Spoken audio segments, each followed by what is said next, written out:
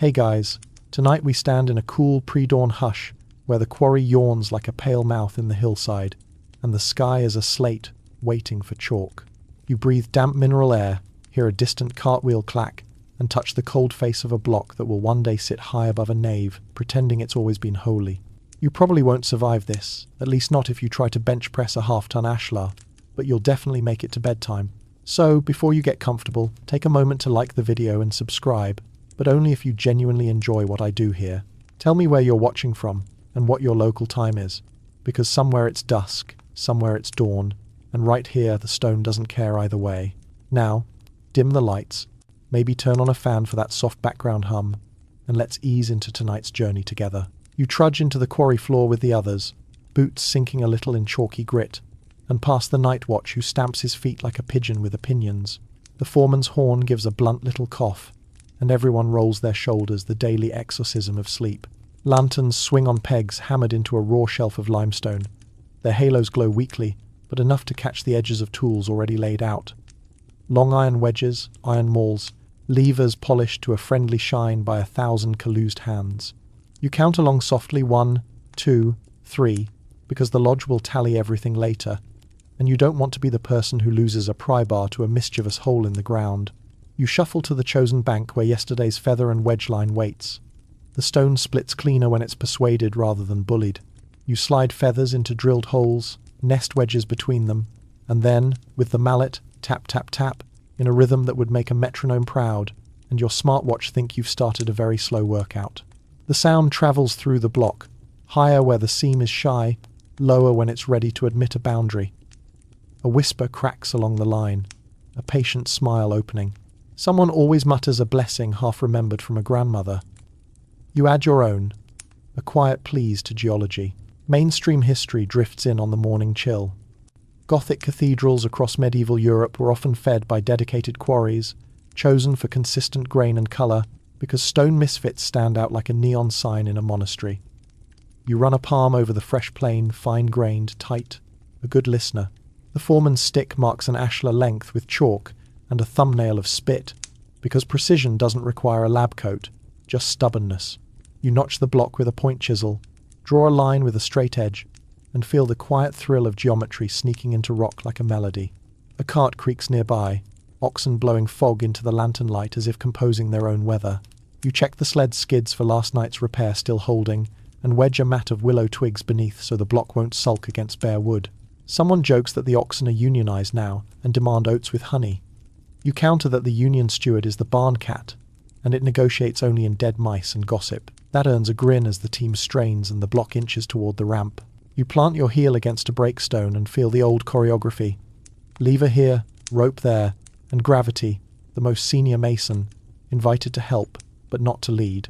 You chalk identification on the block's shoulder, a rough letter for the site, a numeral for sequence, and the faint ghost of your own personal mark, a sign you'll press clearly later at the lodge.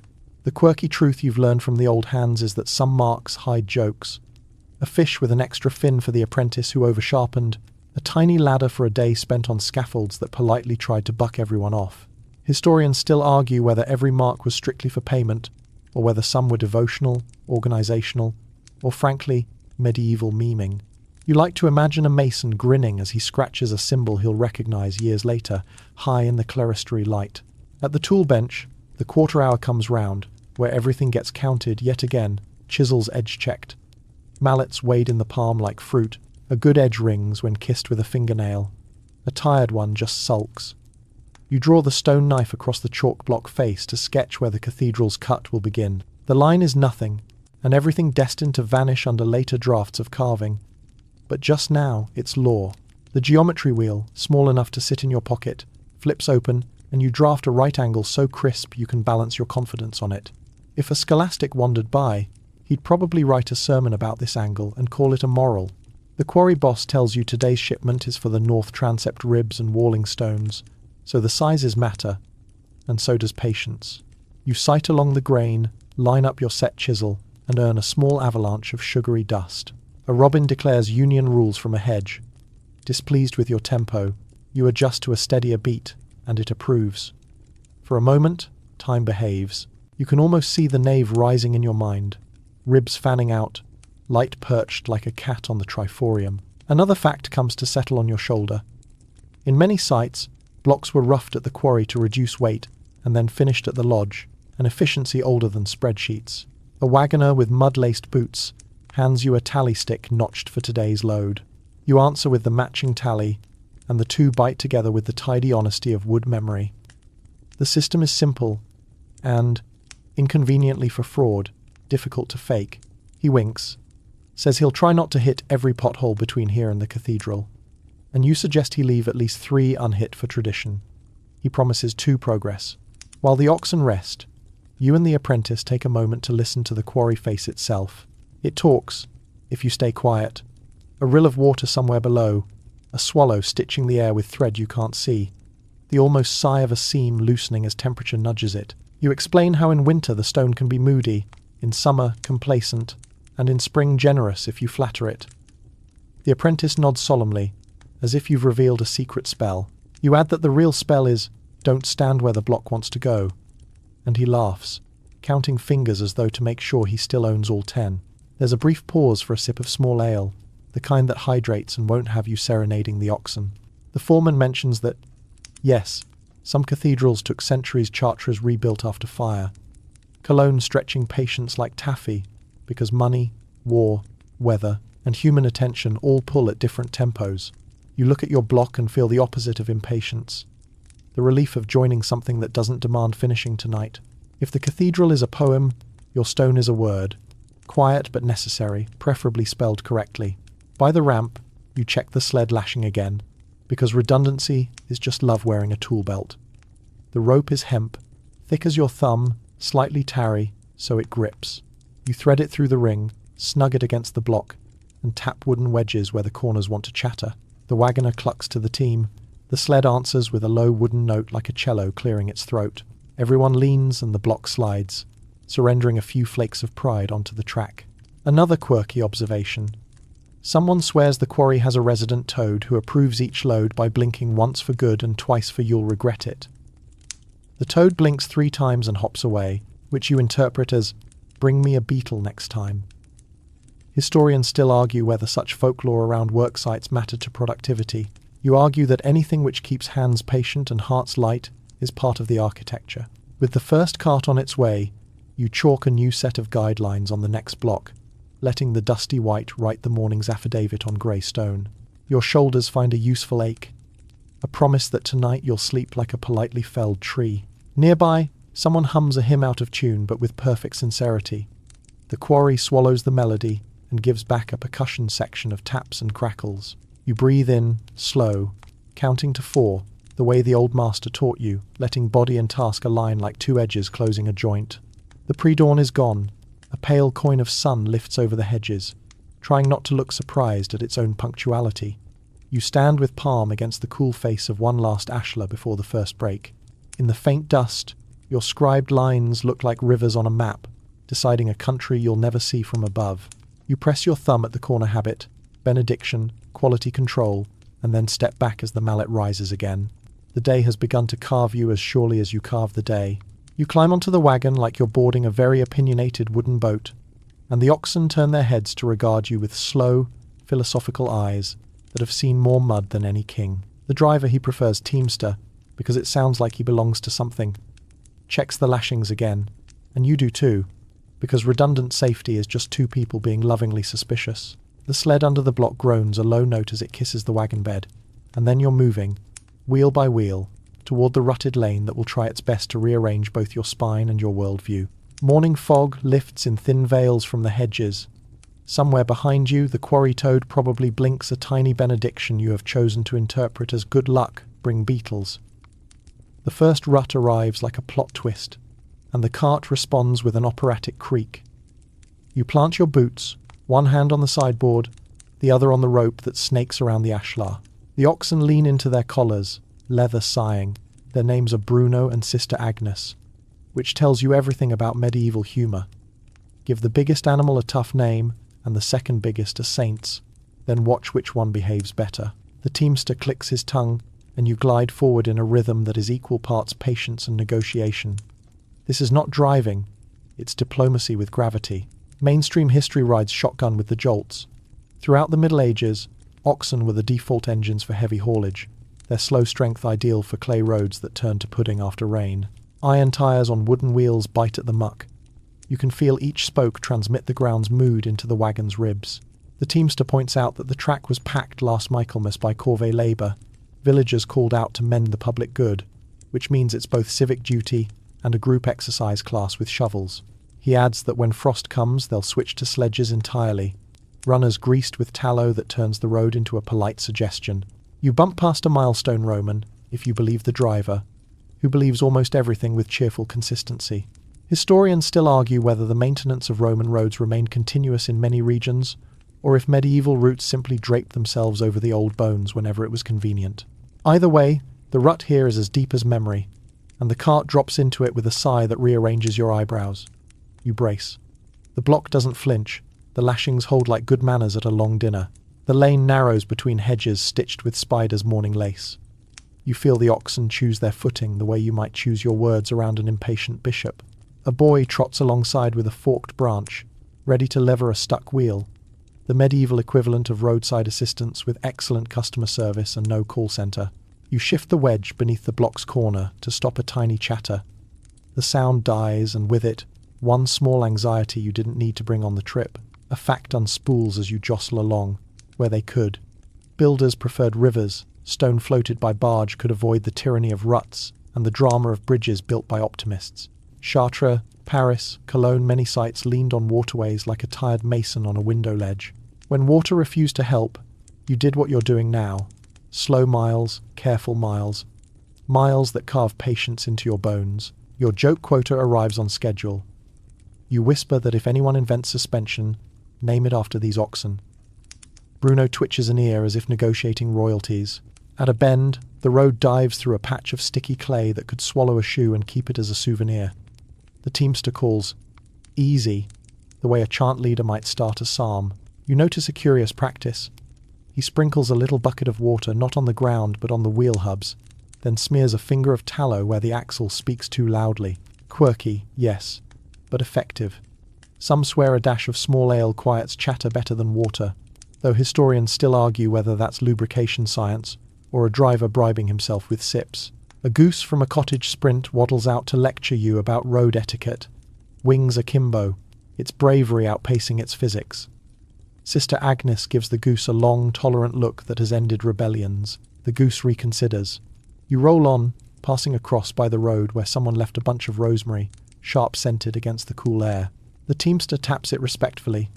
You do too, because it costs nothing to be polite to both saints and shrubs. Ahead, the lane descends toward a small stream crossed by a bridge that looks like a paragraph about to collapse under too many clauses.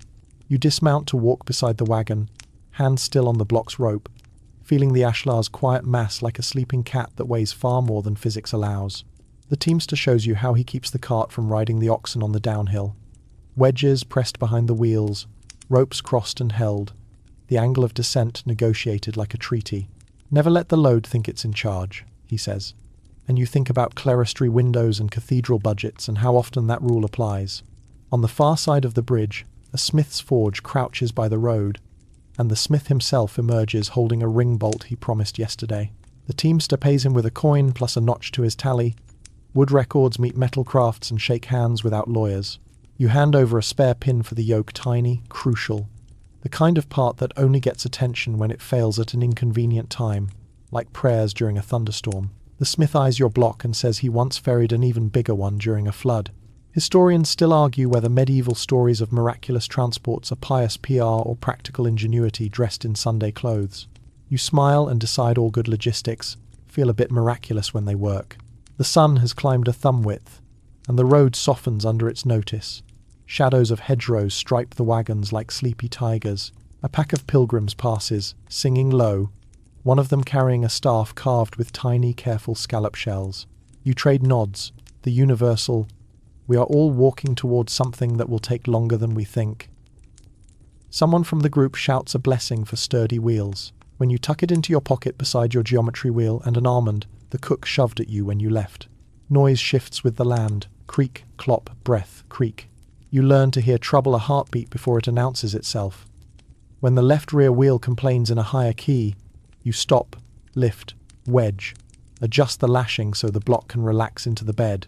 Every strap, knot, and chock is a lullaby sung to gravity. You hum harmony. That earns your second light joke. You tell the oxen they're your favourite co-workers because they never schedule meetings. Bruno snorts in a way that suggests he too has thoughts on meetings. You pass a shrine to a blacksmith saint and a ragged tree studded with coins hammered into its bark.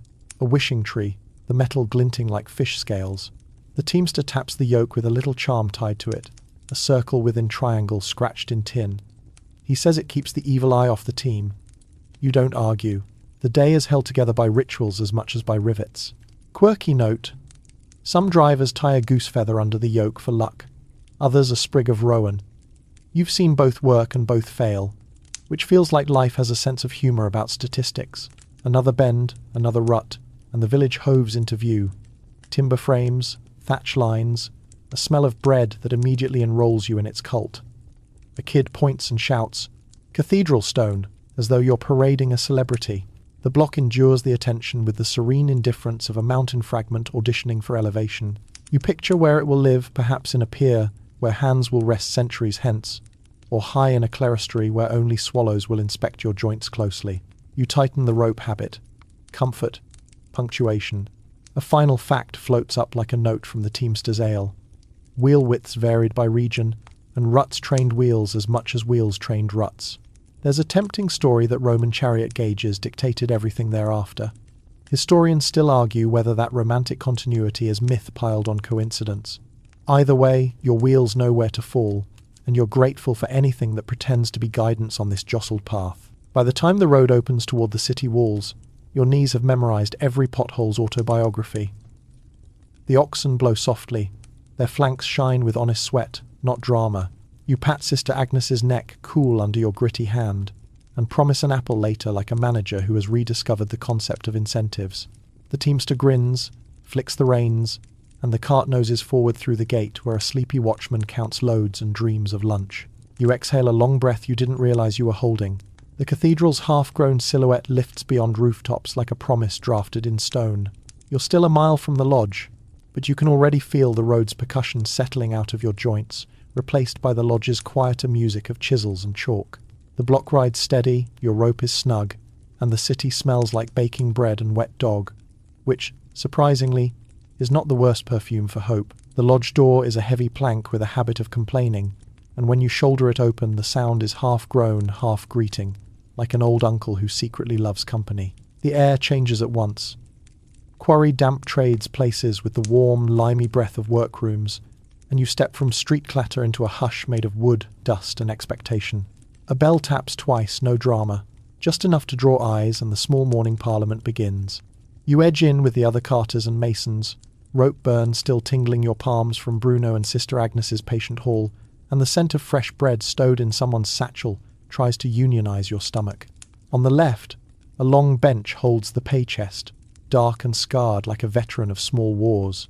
Beside it, a slate for tally marks, a wax tablet, a scribe whose quill whispers the morning's minutes, a little tin of tokens stamped with designs, crosses, stars, a fat chevron that always looks like it ate the other chevrons.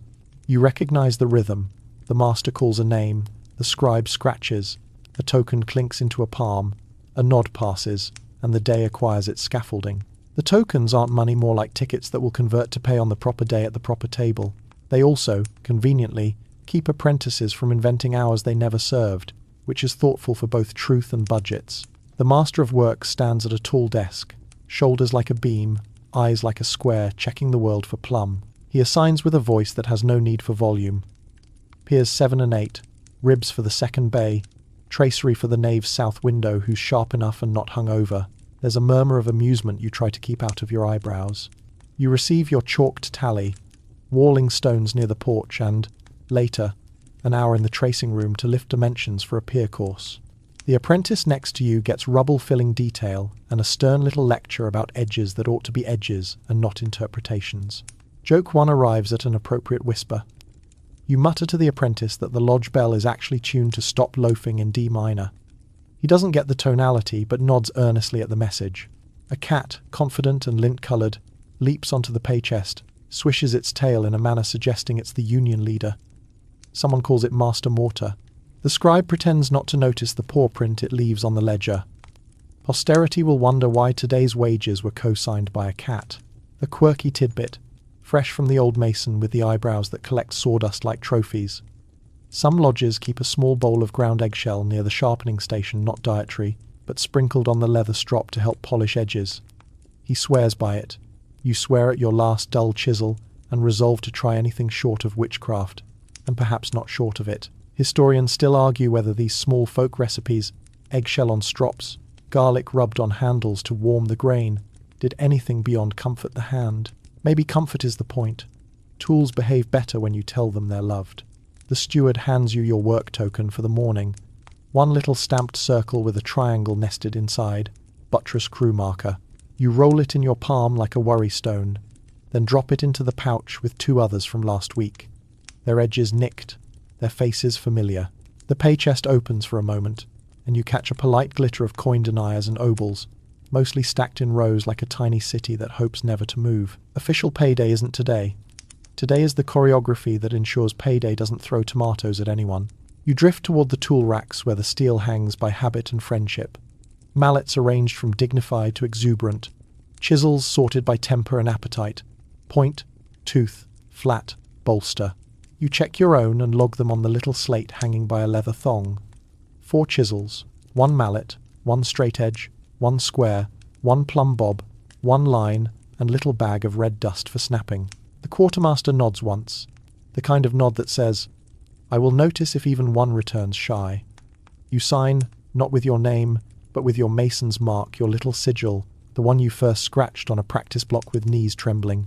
It looks like a nested V with a tiny hook, a fishing joke from your father you've kept in stone ever since. Mainstream fact number 2.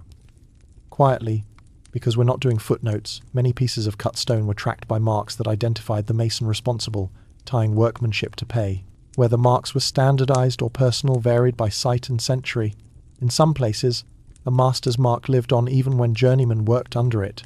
Historians still argue whether every mark is an identity, or sometimes a geometry cue, an assembly instruction, or a prayer caught in shorthand. You prefer the idea that a mark can be a small boast and a small blessing in equal parts. The bell taps again for assignments on the scaffolds, and a rush of wood smell enters as the carpenter's lads carry in a bundle of new wedges, each stamped with the carpenter's sunburst mark. You trade a few for a pair of pegs and nod thanks like brothers who share gravity as a mutual enemy. In the corner, a barrel of sand waits to calm slippery boots lodge wisdom disguised as an untidy tub. The master sets a rule for the day. No one climbs above the second lift without a checked line. Everyone murmurs assent. Rules are easier when you can imagine the alternative as vividly as a fall. Joke 2 ambles in, yawning. You tell the apprentice the sand barrel is actually a spa, exfoliation for medieval feet. He laughs loud enough to earn a librarian glance from the scribe, and you both study the floor with the guilt of schoolboys who only salute mischief on the way to diligence. Now the tracing room, the heart that beats quietly. Its plaster floor is a night sky of chalk lines, arcs, and geometry stars. You step out of your clogs at the threshold. It's half reverence, half practicality, because clay prints ruin the drafts and earn curses that bend nails. The master tracer lifts his stick and shows you the full-size profile of the pier, moulding you'll cut later. Ovolo melts into fillet, a cyma recta that looks like a wave deciding to be polite, and a little quirk to catch light, like a smile.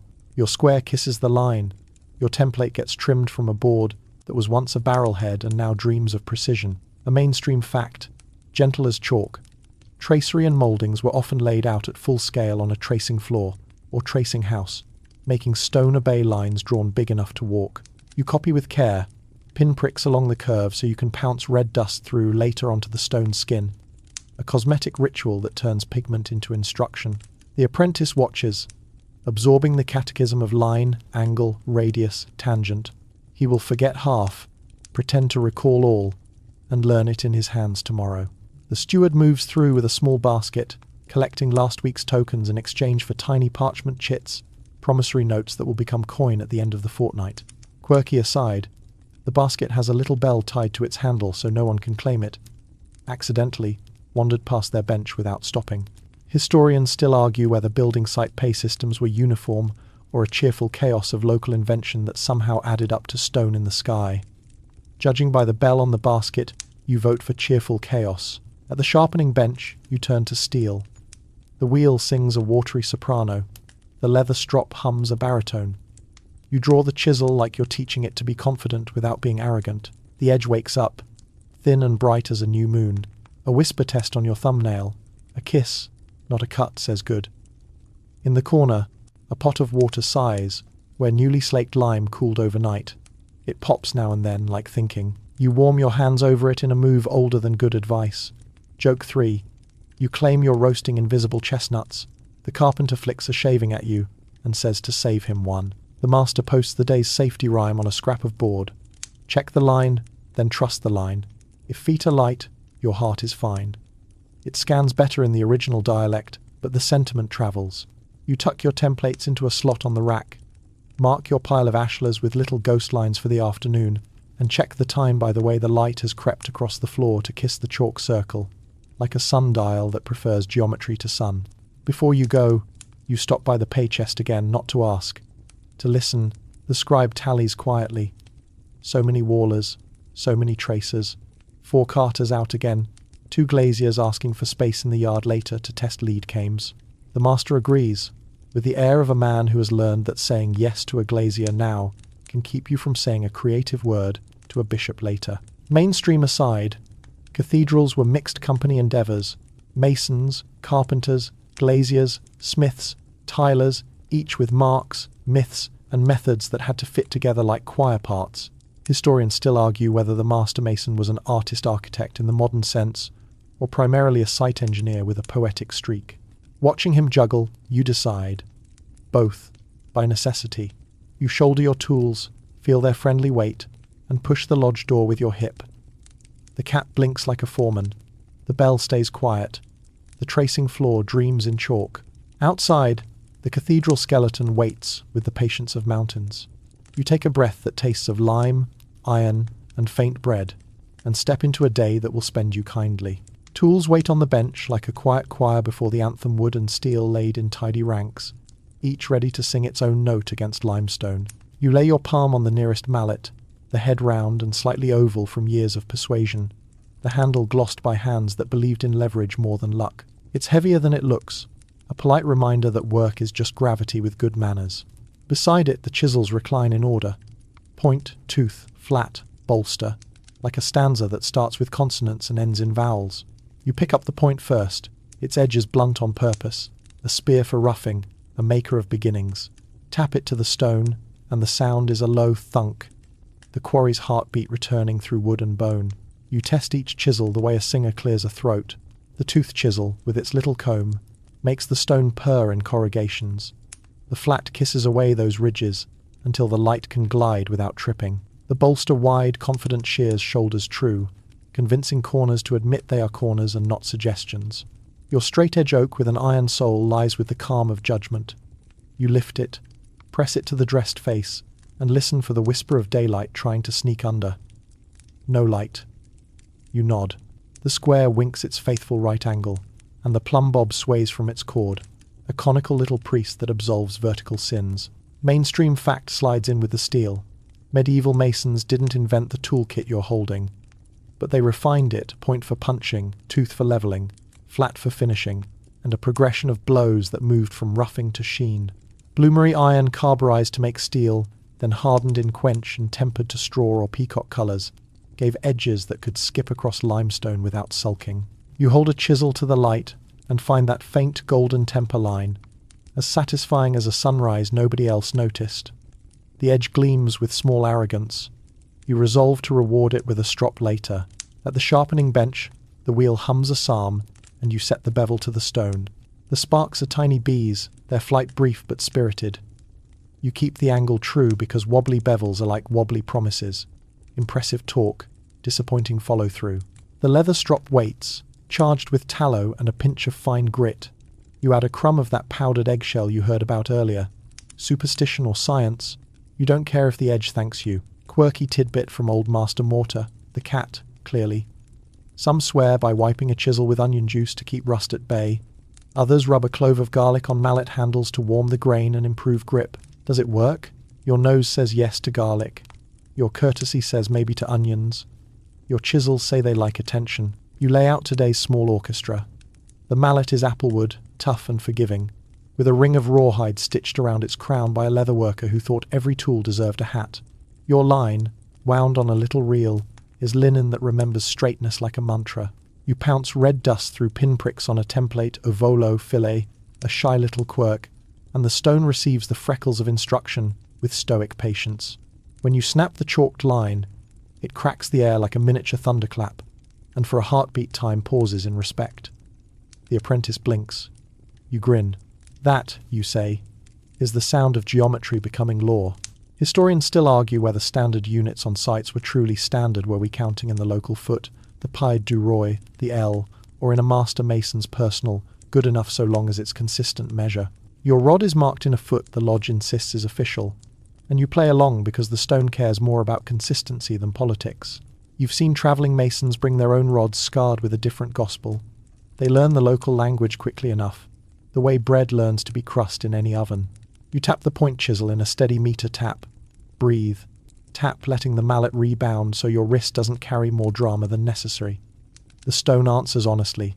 You scutch with the tooth chisel, raising a field of tiny ridges that would scratch a saint's patience, then float them away with the flat, like erasing a thought you no longer need. A water level, a length of clear tube with water that mines gravity better than any philosopher, joins the set. You lift one end and watch the meniscus settle, a liquid verdict. Your plumb bob, tied to line waxed with a slick of beeswax, kisses the mark with its tip and says, in conical prose, yes, down is still down. He's not. Joke one arrives as you sight along the straight edge. You murmur that if the line wiggles, it's not the edge, it's the earth's sense of humour. The apprentice nods gravely, as if you've taught him geology. Joke two follows when you introduce the stone to the bolster. This is Sir Slice's a lot, you say, and the apprentice's grin erupts, then tries to hide, then erupts again when the bolster obliges with an authoritative clack. Joke 3 shows up at the strop. You declare it's spa day for introverts, and the carpenter passing by asks if the strop does beards. You tell him only if the beard agrees to be limestone. A second mainstream fact, because days are greedy. Tooth chisels become more common as Gothic ambition grows bolder. Their parallel grooves make finishing faster and more controllable on limestones like Caen or Tainton. You've learned to read those grooves like a mason's handwriting, long, even strokes for a patient hand, short, abrupt ones for someone trying to race the bell. Your own grooves aim for the kind of neatness that would make a tracing master hum. Between blows, you oil the mallet handle with a thumb's worth of linseed, so the wood stays civilized and doesn't raise splinters that socialize with your palm at inopportune times. Quirky aside, one of the carpenters keeps a tiny pouch of ground brick to dust his hands for grip. He calls it monk's chalk, because it turns your fingers a discreet, penitent red. You test a pinch. It works. Historians still argue whether these micro-techniques travelled with craft guilds like recipes or blossomed independently wherever people hit things with conviction. Your straight edge gets tested against its friend, face to face. If they whisper all along, they're true. If they gossip with a gap, someone's lying. They whisper. You smile. You run the flat chisel to finish a face that will probably vanish forever inside the wall. A kindness no one will applaud, but the building will remember. A tiny burr raises at the edge. You turn it, strop, and return, because indulgence given to steel now saves contrition with wedges later. You thread the plumb line over a scaffold bracket and watch the bob descend like a slow, deliberate thought. The wind nudges. You wait for stillness the way a bishop waits for the right pause in a sermon. When the tip finds the mark on your aris, you feel that little tingle of alignment that says the world and your idea have agreed to try partnership. It's a small joy, but small joys are a cathedral's mortar. Another debate lifts its head like a curious ferret. Did masters keep written dimension books, or did geometry live primarily on tracing floors and in timber templates, ephemeral and replaced as courses rose? Historians still argue whether parchment lists secretly backed the chalk, or whether the chalk alone sang the truth. You've seen a little book in the master's desk, a private weather of numbers and notes, but the floor is what the whole lodge trusts. Big enough to walk, clear enough to believe, generous enough to erase and ask again. By now your kit hums together. The mallet's rebound is a friend, not a surprise.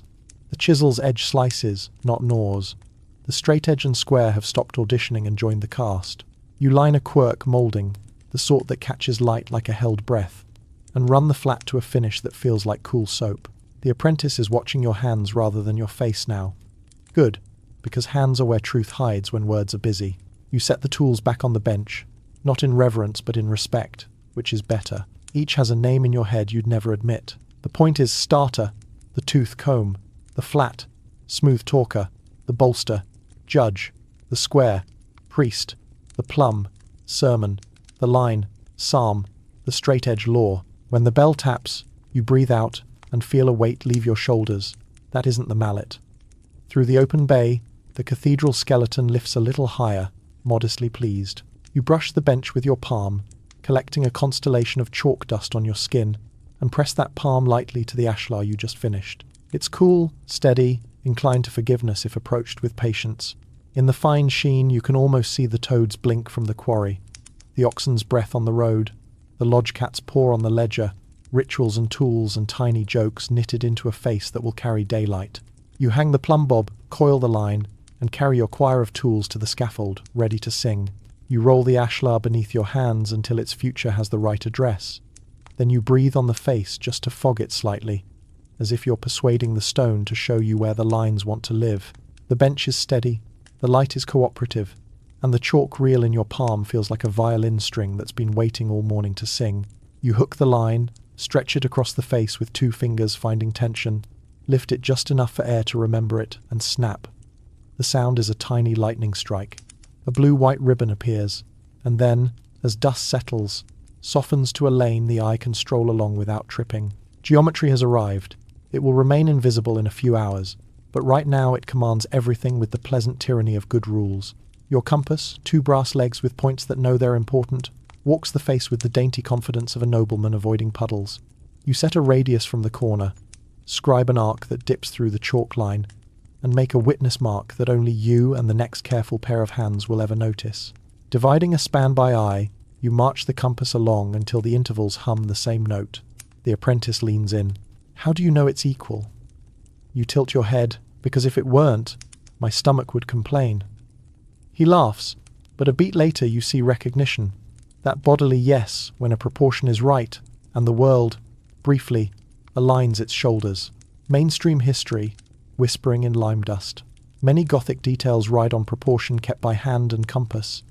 Ad quadratum, root 2 squares singing to each other, and ad triangulum triangles whispering of equilateral certainties guiding windows, bays, and vaults. You lay a square within a square, its corners kissing your snapped chalk, and scribe diagonals that seem frivolous until they suddenly solve everything. The diagonal lines vanish beneath later carving, but for now they're the rails your day runs on. You set out the ovolo and fillet profile you traced in the chalk room, pricking the board and pouncing red dust through to stipple the stone with freckles of intent. Joke 1 stretches its legs. You tell the apprentice your chalk wants to unionize for better snapping conditions. Shorter spans, more applause. He offers to clap after each snap. You try it once. The lodge cat, master mortar, responds with a look that says art should not be performed for clappers. You apologize to the cat and continue. You grab the square and test the arras you dressed earlier. The blade's shadow falls into perfect night along the edge, no sunrise leaking through. Your thumb rides the line like a pilgrim who's learned not to stare up at hills. You press the plumb bob tip to a minute pricked point and let the bob declare a true down. The bob nods once, a tiny curtsy. Your hands answer with a chalk tick. You lay in the reveal for the moulding, the shy step, where light will one day pause to admire itself and then sketch the returns no one will see after assembly. Those are for you, and for the building, and for the small society of people who care about how hidden things behave. Quirky, probably apocryphal, but beloved. Some masons lick the stone before snapping long lines, just a swipe, claiming the very faint damp takes the chalk better and keeps the snap crisp. You swore you'd never, and then you tried it one summer on a face too glossy with late afternoon sulk. And yes, the chalk read the damp like script. Whether this is science or superstition wearing a tool belt, your tongue declines to file a report. Historians still argue whether such field habits were widespread techniques or simply local folklore that survived because they worked often enough and made good stories always. You tick off measurement with a rod ruled in the lodge's local foot, which the master insists is the true foot, as ordained by logic, experience, and his personal disbelief in other people's feet. You've worked under pieds du roi and mason's feet of awkward fractions. You know the trick. Pick one, keep it holy, convert when necessary by arithmetic rather than prayer. The apprentice asks about real inches. You point to the cathedral skeleton outside.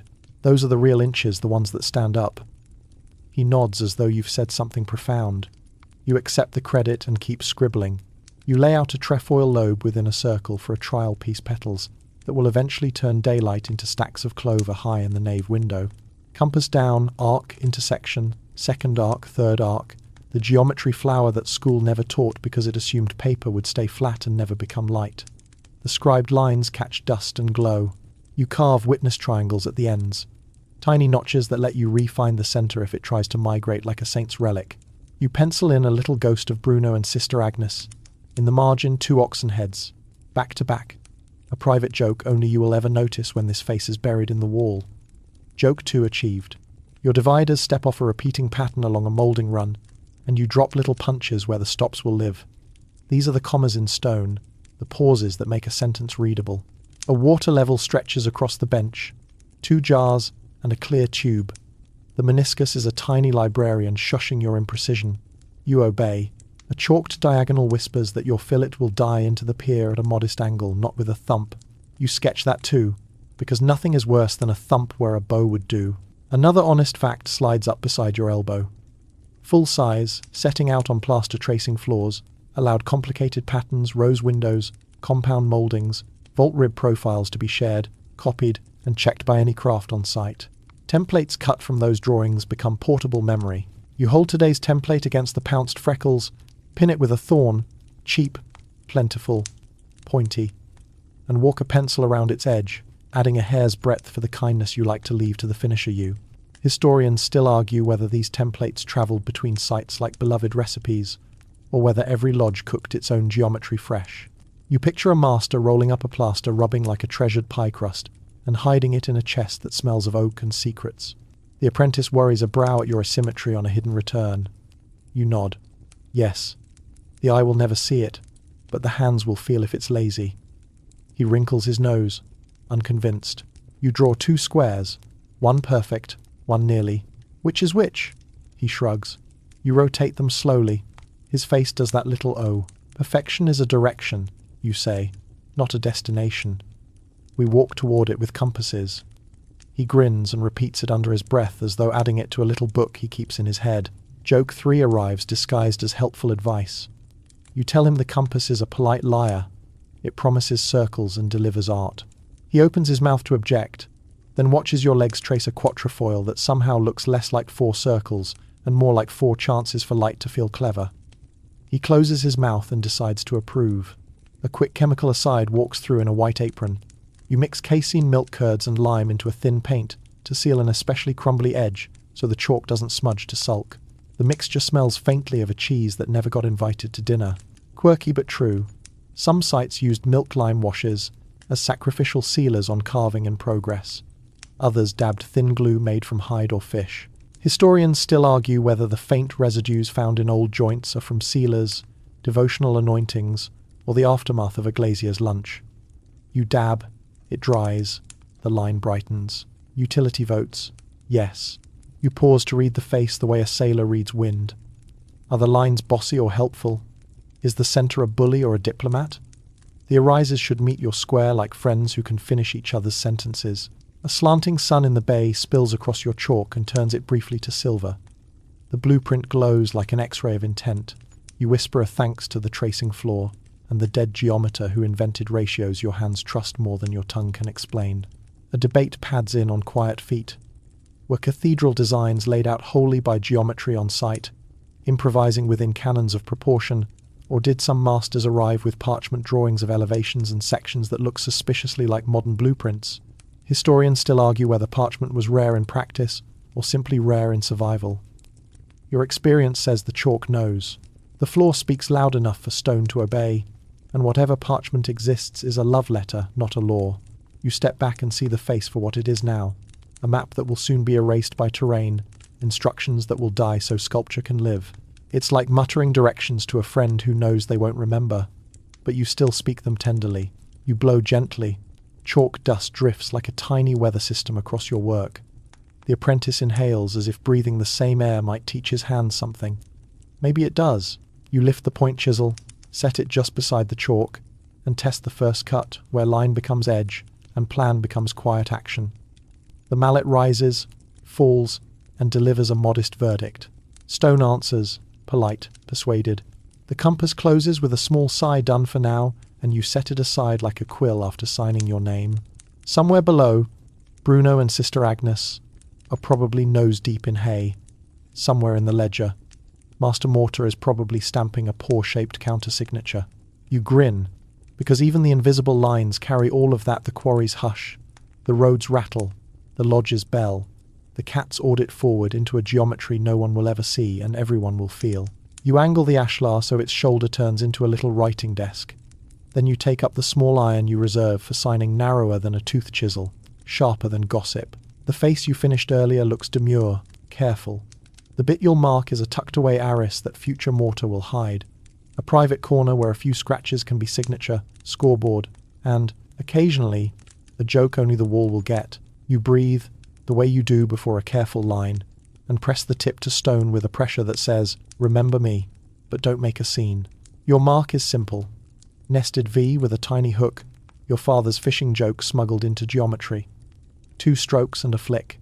It's neither a flourish nor a tattoo, more like a nod across a busy room.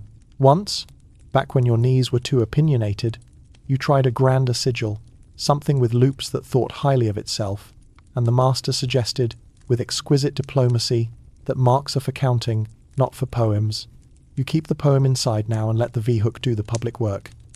Click, click. Another stone learns your name without needing to pronounce it. Mainstream fact walks up and tips its cap. On many medieval sites, masons' marks tracked output and tied individual stones to pay tally systems, needed a way to turn labour into deniers without inviting creative mathematics. Stones cut at the banker's bench were stacked by worker, counted by steward, and credited in tokens or in ledger scratches that could argue back when memories tried to misbehave. You've seen the steward's slate, columns of little symbols, half art gallery and half abacus, converting edges to earnings. When payday rolls around, that quiet V-hook buys bread, ale, and, if the cat allows it, a bit of salted fish. The apprentice watches you scratch and tilts his head. What if someone copies your mark? You smile the way people smile when the wind asks silly questions. Then the steward's other eyes notice. You say, pointing out the tiny, tells your lower stroke always pinches a whisker closer than most. The hook finishes with a half-breath pause that leaves a speck the steward swears he can spot across the yard. Marks are signatures, but they're also handwriting. A forger can copy letters and still miss the wrist. Joke one slides in soft. Besides, anyone who steals my mark inherits my blisters. The apprentice snorts and rubs his palm like you just cursed him with realism. You tour the yard like a reader in a library, finding other hands. A neat triangle with a dot Agnes from the tracery gang, meticulous as a glazier's measure. A ladder-like H. Martin, who claims he once climbed a scaffold so high he saw tomorrow arriving. An S with a tail, Stefan, who says the tail keeps bad luck chasing its own end. You spot the carpenter's sunburst on a wedge, wedged where wedges love to be. Crafts speak different alphabets, but the urge to sign is universal. Over by the rubble stack, someone has scored a tiny fish with an extra fin. The old joke swims across the site, insisting on its own immortality. A quirky tidbit, sprouting like a weed between facts. Some marks moonlight as tiny prayers, little crosses tucked into corners. A Marian monogram so faint it might be dust organizing itself. A star scratch where a risky lift made hands hold breath.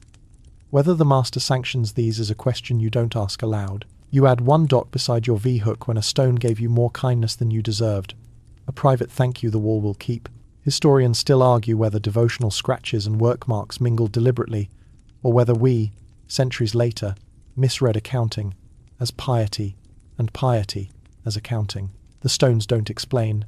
They keep both secrets equally well. You show the apprentice the banker's bench rule. Never put your mark until the face is truly finished, or you oblige yourself to live forever with an autograph under a mistake. He nods like a man who has seen the future and would like to change the past. Joke 2 taps at the door. If you sign early, you're like a scribe who writes his name at the top of a blank parchment and calls it a book. He swallows a laugh, then lets it out when Master Mortar the cat strolls by and decides the newly marked arris is, in fact, a throne. The cat sits. Congratulations. Your signature now carries poor approval. At the steward's corner, a low shelf holds a board drilled with shallow wells, your lodger's scoreboard. Stones pile in the yard by worker, and for each counted block, the steward drops a pebble into the well under that worker's mark. When a well rattles too full, he tips the pebbles into a bag and converts them into tally on a wax tablet. The sound tock, tock, tock turns labour into music. You like that exchange. It's the least foolish alchemy you've ever seen. Mainstream aside, not every site used pebbles. Some notched sticks, some stamped tokens, some simply trusted the steward's memory, which would have terrified you had you not met our steward's memory, and learned it can tell you who coughed during last Lamas. You walk the facade where yesterday's set stones sit in the afternoon light, like rows of courteous shoulders. On a back arris that will never see daylight again, your V-hook peaks before mortar swallows it. You touch it with a knuckle habit. Hello, self-check. Nada more. The set crew likes to stamp a tiny ring near the bedding face. When a stone seats just right, a banker's mark meets a setter's ring, 2 hands shaking in lime. Quirky. A few of the older lads nick the ring with their nail to say, "This one fought me, but I forgave it." The wall becomes a diary written in a code that future scholars will treat like an escape room. A debate saunters in, chewing thoughtfully. Were marks primarily personal signatures, or did lodges enforce families of symbols, triangles for one gang, circles for another, letters when someone felt literate and rebellious? Historians still argue whether a mark points to an individual mason, a team, a contractor, or even a workshop identity that outlived its founder. You've seen a son inherit a father's symbol with a tiny amendment, a dot, a serif, a bend that says, "Same blood, new wrist." You admire that grammar, continuity with a wink. You pull a tile and set it on the bench, scraping a practice field with your knife for the apprentice to try. "Make 3, you say. First, copy mine. Second, make your own. Third, make your own again, but smaller, cleaner, like a thought that learned indoor voice. He concentrates until his tongue forgets to stay in his mouth. The first is a valiant counterfeit. The second is complicated. The third is better, a little birdfoot rune with ambition. Joke 3, supportive edition. It looks like a goose that learned math.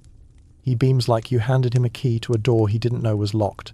You run a finger over a stone bearing a circle, and spoke motif you've noticed for months on anything that goes high in the clerestory. You ask the setter. He shrugs. Some say it's the mark of the crew that prefers heights and good air. Some say it keeps lightning polite. Some say it's just a sun from a man who misses summer in February. The truth is this. The same hands put those stones up, week after week, and the circle spoke their names to the steward even when wind tried to blow voices away. Marks are how work remembers you kindly when no one can see your face. Another mainstream note. House marks weren't only on cathedral stone merchants, millers, and even towns use simple emblematic signs as quasi-signatures, scratched into beams, barrels, or seals with pride and practical intent. You've spotted a bundle of reed sign cut in a beam delivered for the roof staging. The carpenter said it's the yard's flourish, and if it goes missing in a dispute, he'll saw the beam in half just to make his point. Marks are portable loyalty. They tell objects which family to fight for. A small superstition edges in sideways.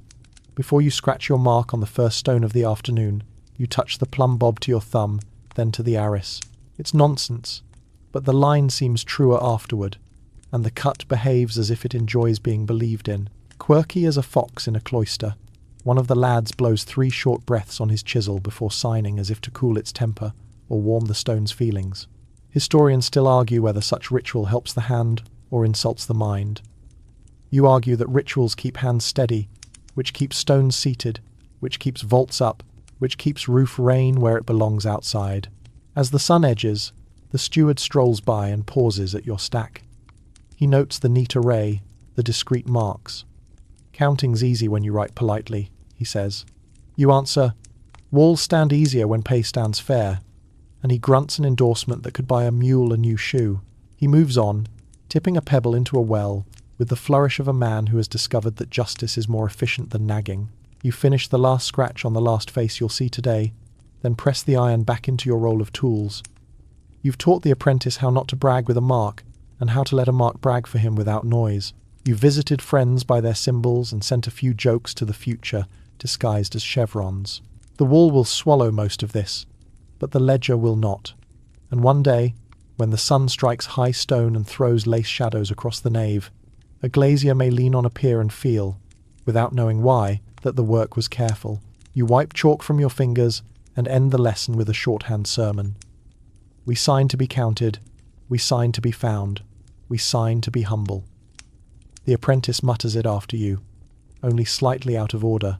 Master Mortar yawns like a living tilde, flicks his tail across your marked aris, and leaves a hair that, improbably, you hope survives in the joint. It would be a funny footnote for a historian, evidence that the lodge cat supervised payroll. You climb the scaffold as if the day has decided to stack itself under your feet. Timber ledgers, transoms, uprights, and put-logs that slip into the wall like borrowed ribs. Your boots learn the music of planks that flex just enough to remind you they are wood, not law. The air changes, with each lift lime and sawdust mingle with a thread of wind that tastes faintly of rain held in reserve. A boy below hands you the line, and you lay it across your palm, feeling the tars tack and the ropes twist the way a sailor reads weather. Up you go, not like a hero, but like someone who has realized the cleverest bravery is patience with a handrail. The first platform greets you with a plank that's developed a personality slightly cut-bowed, opinionated. You step on the bossy spot, and it settles, remembering its job. The carpenter's sunburst mark burns at the end of each bay. You thumb one idly, hello friend, and the wood answers with quiet stiffness. A pin goes in, a wedge gets a polite tap, and the whole lattice of effort hums a note that says, you may proceed. You look down once, to calibrate what down means today. It means Bruno and Sister Agnes are the size of church mice, and the lodge cat Master Mortar is somewhere below, invisible but probably making sure your pay is accurate in case you forget gravity. Mainstream fact leans a shoulder against a post and nods. Medieval scaffolds often used put-log holes, those neat square voids you still see dappled on old walls, where a short beam ran into the masonry to carry a deck, moved upward as courses rose. Exterior lifts wrapped the growing facade, interior stagings stitched through aisles and chapels, and over it all treadwheel cranes lumbered like tame giants, lifting stone and casks of lime with the patience of saints. You can hear one now, a slow, rhythmic thud-thud, as two lads walk inside the wheel, and the drum sings rope out and back like a very serious loom. The hoist crew calls, and you answer with the practiced liturgy. Rope clear, rope clear. The line comes up with a basket of tools, a flat, a point, a bolster with sermons to preach, and a leather hod with mortar that smells like bread that studied chemistry.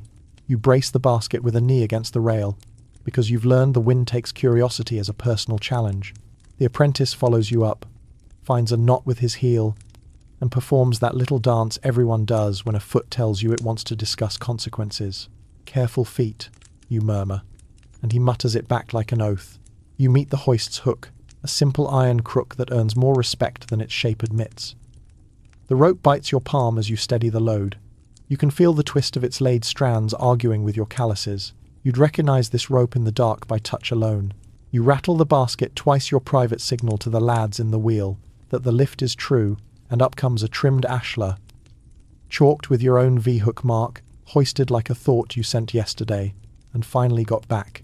Joke one arrives on time. You tell the apprentice the treadwheel is our gym membership. Unlimited uphill, you say, and the sauna is just the lime pit if you're careless. He grins, then grips the rail harder. The wind chooses a new hobby and puffs at your cheek, testing your attention. You widen your stance and let the planks speak through your boots.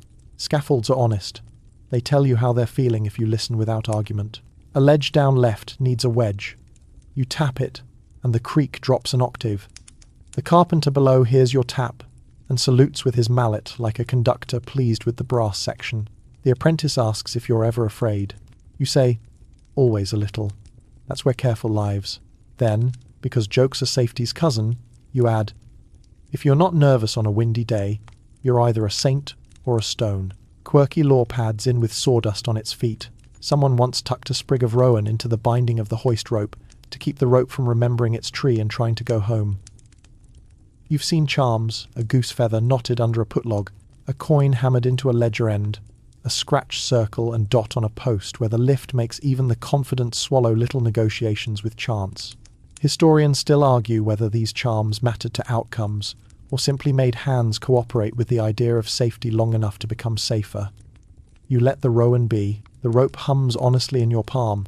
That too is a charm.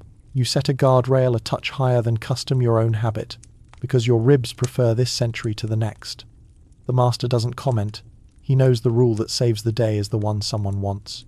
You talk the apprentice through tie-ins, how every other bay gets a brace back to the wall so the scaffold doesn't decide to learn dancing.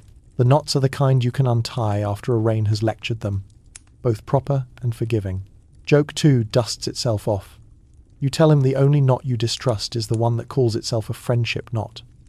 If I wanted friendship from a knot, you say, I wouldn't be this high up. His rult. Another mainstream fact plants its banner. Those big timber cranes, the tread wheels, were not just for lifting stones. They lowered too, eased bells into towers, swung ribs into their marriage at the ridge, and later sometimes stayed in lofts for decades like sleeping dragons, ready to wake for repairs. A crane's drum has grooves from years of service, lines of memory you can read like tree rings. This one's grooves are handsome, dark with tar, light with wear. The lads have chalked a smiley on its hub because even giants like compliments. You step around a post where the putlog hole peers back like a square eye. Today the wall bites the beam politely. Tomorrow the beam will leave and the hole will be a mystery tourist photograph. You sight along the ledger, then drop your plumb line, a conical priest on a very long sermon, and let it kiss the arris where your ashlar will land. The tip settles, whispering, now. You listen. The ashlar kisses bedding mortar with a sound that isn't really a sound, a soft surrender you feel in your wrists before you hear it with your ear. That's the noise you chase every day. Stone agreeing to be where it belongs. Debate climbs the ladder with a scholar's bag. Did sites keep continuous, full-height exterior scaffolds that wrap the building like a winter cloak? Or did they build in jumps, leaping the frame upward as courses settled and budgets remembered themselves? Historians still argue whether rails and toe boards were consistently used, whether safety was policy or culture enforced by old hands and sharp glances. You've seen both moods, days when the rail is a law, days when the wind makes the law all by itself. Today, you choose law first, wind second, pride nowhere. The apprentice brings up the iron dogs, those U-shaped staples, and you show where they'll hold a cheek piece steady while you coax a stubborn arris true. You teach him the dead man's whisper. When lifting a stone toward a ledge, keep your fingers where, if the stone decides to discuss philosophy, you'll still have fingers afterward. He nods, wide-eyed, and folds his hands back as if he's just discovered they're on loan. Joke 3 tiptoes up. Hands are like good chisels, you say. Hard to get in this town, and expensive to replace. He smirks, and tucks his knuckles as if they've suddenly become heirlooms. You lash a gin pole to a post, just a single spar with a block at the top for the little lifts, and the rope runs sweet through the sheave. The block's oak cheeks are worn like the edge of a favourite book. A small bell hangs from the gin pole, a carpenter's edition, so if any fool thinks to walk under the hoist, the bell tattles. No one admits to being the fool, which is how you know the bell works. You haul a bucket of lime up. It smells like the quarry learning to be glue. The mortar tender has mixed it with sand until it feels like butter that does not believe in kitchens. You spread a bed as thin as truth, thick as kindness. The ashlar settles with that quiet ancient sigh. Below, the wheel thuds. Above, a swallow takes the nave for a lap and writes S across your sky. The planks talk, but in the register of friends. You glance at your mark on the stone's back arris, knowing mortar will tuck it in soon, and pat it like a shoulder. Legends visit briefly of daring lads who walked ledgers like tightropes to win ridiculous bets, and you allow them a polite smile before escorting them off the platform. Your house has rules, wakefulness with rails, humour with knots, feet that remember they have opinions. A tiny fringed tidbit before the afternoon bell. One of the wheel walkers carries a piece of stale bread in his cap. He swears that if the wind freshens enough to lift the crumb, it's time to slow the crane. You hope the bread is very stale. Today the air holds itself like a gentleman. Historians still argue whether loft charms and cap breads are evidence of organised ritual, or just the human habit of befriending coincidence. You decide friendship is still friendship, even if the friend is wind. You lay a guard plank across an awkward gap, tie it twice because you like waking up tomorrow, and take one long look past the platform. The city smudges outward yard smoke, tiled roofs, a thread of river where barges behave like stubborn beetles. Somewhere back along that water, a toad blinks in a quarry, approving loads you will not see. Somewhere below, Master Mortar is probably inventing a tax on unattended lunches. Somewhere in your hand, the rope hums a steady lullaby. You breathe like someone who has climbed a day and found the top to be the work, not the view. The ashlar is set. The rail stands proper. The wedges whisper contentment. You step back and let the plumb bob do its last nod of the hour. Then you sit on the safe side of the rail and let your legs hang. Not over the edge to tempt fate is to insult timber, but in the quiet strip where wind cannot speak as loudly. You drink a mouthful of small ale that tastes like grain that kept a promise. The apprentice tries not to watch the ground. You tell him he's doing fine. He is. You are. The scaffold too. You settle on the safe side of the rail where the window's wide eye stares back. A chalk galaxy of circles, cusps, and little arcs you coaxed here yesterday from the tracing room template. Below, the town murmurs vendors bargaining like low doves. A child laughing in hiccups. A dog considering whether theology applies to sausages. This bay will carry tracery. Mullions rising like slender tree trunks. Cusps nibbling the edges of circles into clover and flame. And spandrels that will one day collect shadows like shy coins. You rest the flat chisel against the first petal line, set the mallet to its rhythm, and begin the polite removal of everything that is not lace. The stone is still cool, still willing. You work from heavy to delicate arises blocked proud. Rebates defined for where the lead will sit. Beds kept true so the glazier won't turn the air blue when his glass refuses a wobbly groove. The tooth chisel corrugates the waste so the flat can skim it off like cream from patient milk. Tiny showers of dust drift over the edge and sparkle in the light. A boy below squeals, holds out his cap, and you oblige with a pinch of chips the apprentice's first fan. Joke one unfolds itself. You tell the boy they're cathedral seeds, and if he plants them, he'll grow a small porch. He nods with the kind of faith that builds nations. Mainstream fact steadies your wrist. Early Gothic windows wore plate tracery, solid stone pierced like a cheese with roundels and foils. Later came bar tracery, where mullions and mouldings became thin bars, weaving patterns rayonnant style in places like Sainte-Chapelle, turning daylight into a jewelled net. What you're cutting here is bar work, the mouldings crisp, the rebates snug so the lead cames can cradle glass without sulking. Your template's avolo and fillet profile runs like a familiar tune. You hum it under your breath and the apprentice pretends not to listen while absolutely memorizing the chorus. You lay a bedding rebate for the came a tiny L of absence that will become strength once the glazier locks coloured light into it. The bolster makes a judgment along the arris. The stone answers with that small agreeable click that says, yes, that line. You ease into the cusp, where circles kiss and make a trefoil, careful not to bruise the apex. The chalk freckles you pounced yesterday glow like helpful ghosts. Your plumb line dangles to check the upright on the central mullion. Its cone settles with a certain smugness you accept because it's earned it. Below, a baker has decided this platform is the day's theatre. He leans on his basket, flour on his forearms like snow he forgot to brush off. Make it pretty, he calls. Loud enough for the bishop's secretary to have an opinion if the secretary were here, which he is not. You answer without looking up. I only do handsome. And the crowd gives that gentle ripple of laughter that warms without shaking planks. Joke 2. Audience edition, you add, refunds issued at the West Porch on Judgment Day. Even the dog snorts. You rough in a quatrefoil lobe, then turn to a stop chamfer on the mullion where it dies into a capital no thumps, only bows. The apprentice passes the tooth chisel like a nurse in a clean theatre. You nod thanks and he glows as if promoted to lead cantor. Quirky tidbit slides from the crowd. An old woman asks for a single flake to sew into her grandson's cap. For cleverness, she says, as if limestone can tutor arithmetic. You drop a clean sliver in her palm. She crosses herself and tucks it away. Whether the charm works is above your pay grade, but you've watched enough builders to know the mind builds faster when it believes the hands are blessed. A debate rides the wind like a kite. Are these geometries vaulting with theology circles as eternity, trefoils as Trinitarian signatures, radiating bars as Lux Dei, Or are they the secular triumph of proportion and craft?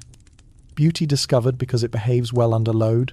Historians still argue whether symbolic intention drove tracery designs, or whether symbols were invited afterward to live in rooms that geometry had already furnished. You place a cusp just so, and it feels like both. A useful curve that also says a prayer in a language you don't need to conjugate. You pause to sharpen. The wheel sings its watery consonant. The strop murmurs. The edge wakes up thin and interested. You touch the chisel to your thumbnail, kiss, no bite, and return to the web. The apprentice asks why you leave the tiniest ridge at the inner angle. For the light, you say. So it catches and tells the eye, here's the turn. He squints. You angle the stone so the sun brushes the ridge. A silver line walks the curve like a cat on a windowsill. He inhales that surprised little. Ah, that means a lesson crawled in through the eyes and built a chair in the brain. You snap a thread across a lobe, not for measure but for a warning, no zeal beyond this boundary. The thread's shadow lies thin and absolute. Your hand respects it. You undercut the arris a hair, letting the edge seem finer than strength strictly allows. Stone tolerates flattery if you don't try to marry it in the same sentence. A swallow scolds you from the nave, perhaps objecting to your rhythm. You moderate. Joke 3 arrives on wing. All critics are welcome, you tell the bird, but only those who pay in flies. It dives, catches one, and makes your case for you. Mainstream aside, for the apprentice's ear and your own reminder, glaziers will come with their cartons of coloured night pot metal blues and rubies, silver-stained yellows, and fit them to your rebates. Tie them to saddle bars with copper ties, and the lead's heart, the little channel, will embrace each shard like a very soft vise. Your job is to keep water outside and light employed. You slope the weathering on the external face so rain remembers to leave politely. You keep horizons fair so wind has no excuse to loiter and gossip. Quirky practice, whispered among window men. A few dab a wash of diluted casein into the rebate to stiffen dust and give the lead a cleaner seat. Others rub beeswax into the tiniest pores where glass may nip. A glazier once swore to you that bees approve of Gothic. Historians still argue whether residues found on old tracery are sealers, devotional oils, or the collateral splatter of many lunches eaten enthusiastically in the wrong place. You'll not incriminate yourself, but the smell of cheese has been known to share a scaffold with theology. The crowd shifts.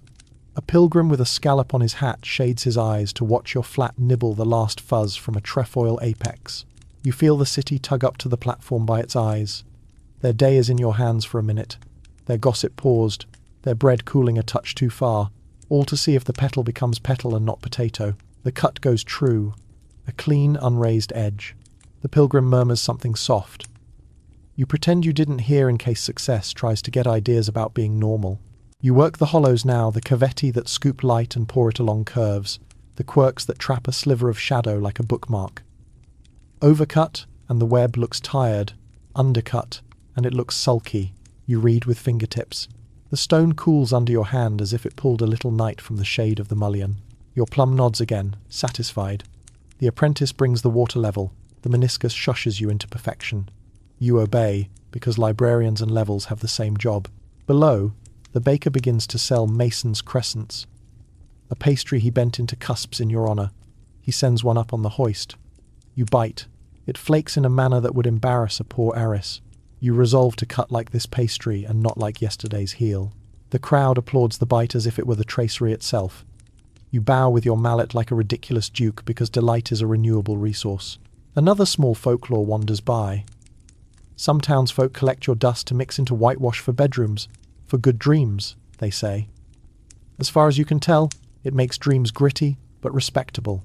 Still, you brush a handful into a cloth for the baker's wife. If the mind sleeps easier believing the wall learned a little cathedral by osmosis, that's architecture too, just of a quieter sort. You finish the last cusp of the bay and sit back, letting the window look at you the way a new face evaluates a barber. The pattern breathes, not loudly, but enough that light will know how to find its pockets. You draw your V-hook mark where mortar will hide it. Add a discreet dot for luck, for thanks, for inventory, for all three. The apprentice traces the air with his finger, following the mouldings in a slow, sleepy loop, as if practicing how to dream this later. Wind rubs the back of your neck with a cool palm. The swallow returns and draws another cursive S across the nave. The crowd leaks away by degrees, hunger louder than curiosity. You brush the bench, Coil your line and cover the fresh-cut arises with damp cloth for a short rest, so the heat of your attention doesn't chatter them in the sun. You place the flat gently on the plank, no clatter, just a close, and let your shoulders drop the way a bell rope slackens after the last peal. Below, someone starts humming a hymn with only 3 notes and a great deal of feeling. You hum along, not because you know the tune, but because your bay knows it now, and the stone seems just for a moment to hum back. You step onto the high platform where the nave begins to arch its back like a cat that has politely considered standing taller. Up here, the wind is a little more honest, and the light is a little more particular. Waiting for you are the ashlar voussoirs you dressed yesterday, ribs in embryo, each with its bed and soffit cut to the template you traced on the plaster floor. The centering those timber ribs of another sort already rises below, a wooden negative of the stone curve you're about to conjure. You lay a hand on the centering's smooth cord and feel the day's heartbeat travel through oak. Steady, practical, unconcerned with poetry, unless it's load-bearing. The carpenter waves from the far pier, his sunburst mark burned into the centering's crown. "We planed her sweet," he says, as if presenting a pastry. You run your gauge along the arc. The curve is true, the joints Roman kissing, snug as a secret. You place your first rib stone at the springing, whisper to the apprentice, edges and breadth, and butter the bed with mortar thin as truth, even as courtesy. The bolster judges the arris with a single proud clack. The stone sits, sniffs the curve, and settles with the softest of sighs. You wait for that quiet thunder, the one too deep for ears, felt in wrists and spine, stone answering gravity with, "I accept." 100 astrides, mainstream fact strokes your shoulder. In Gothic construction, rib vaults allowed thinner webs of stone to span greater spaces. The ribs acted as skeletal lines, defining geometry and gathering loads to clustered piers.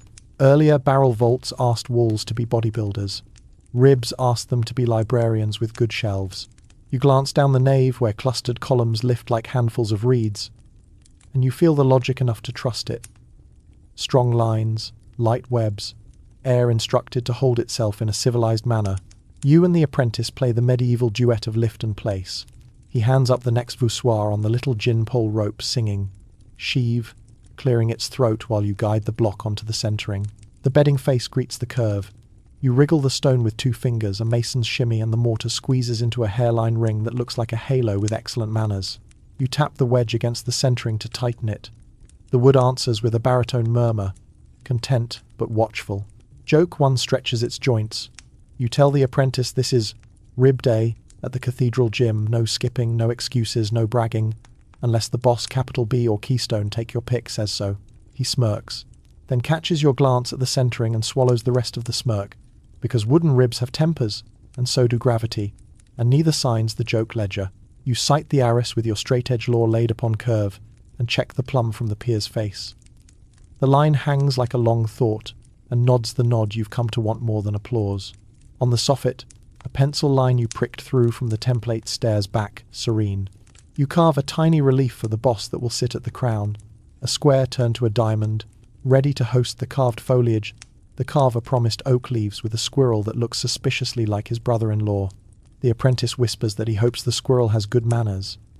You whisper back that in bosses, as in life, good leaves make bad squirrels look respectable.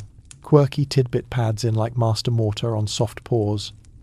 Old lads swear each stone has a note, and a rib assembled true sings, a descending scale. If you tap the arises gently with the back of the chisel springing low, crown a whisper higher, then lower as the mate answers across the bay. You try it when no one's looking. Tap, tap, tap. The curve hums, the centering listens, and the sound feels like a small choir that came early to rehearsal. Whether pitch proves fit is up for debate. Whether tapping calms the nerves is as certain as bread-calming criticism. You set the 3rd and 4th voussoirs and wedge them with thin oak slips against the centering so they don't fidget while the lime thinks about becoming stone.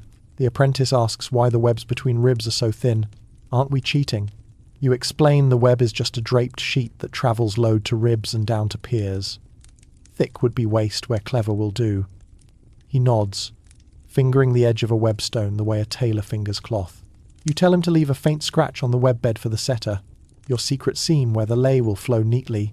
He signs it with a whisper, then looks guilty for enjoying handwriting inside a wall. A gust sneaks around the apse like a rumour. You widen your stance, plant a boot on the centering brace, and let the wind finish its thought before trusting your hands again.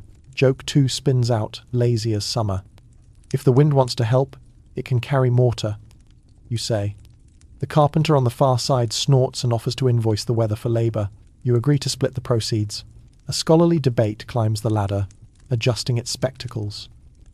Historians still argue whether ribs are truly the load-bearing skeleton, or whether they mainly trace the path of forces. The web already intends to follow structure first, or drawing first. You have your own quiet opinion formed by 1,000 taps. Both make peace at the centering. Geometry says how, gravity says yes or no.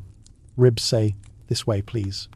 The argument is academic to the stone so long as hands keep faith with the curve, and the bed keeps faith with the hands. Halfway up the arc, the ribs on the opposite side begin to peer over as the other crew closes their half.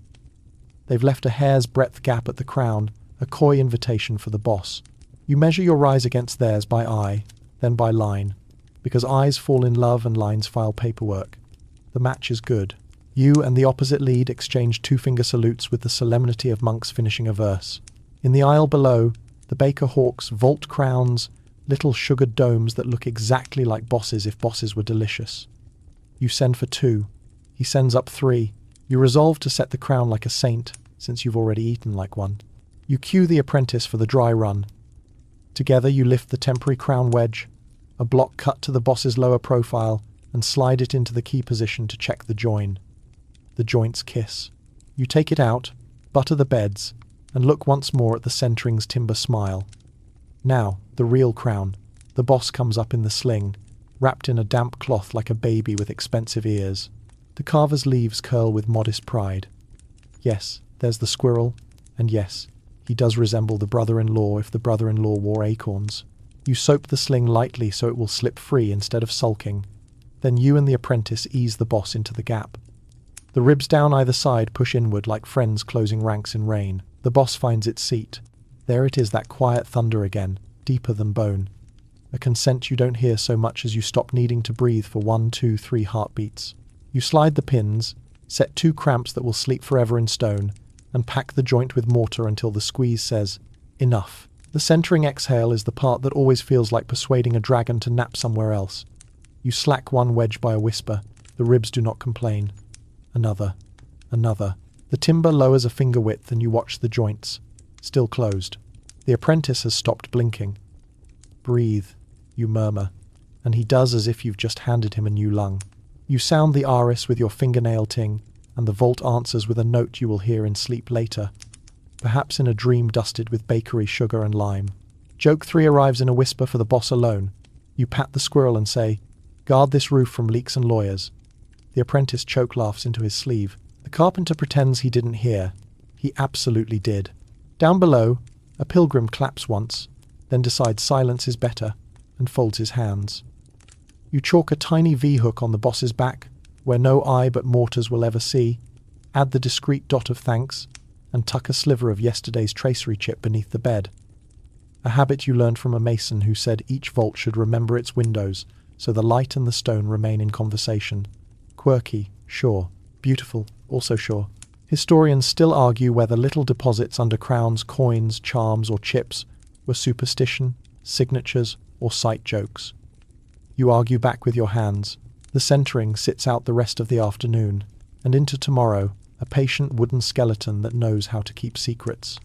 Lime naps, wakes, hardens by slow sabotage of water and air.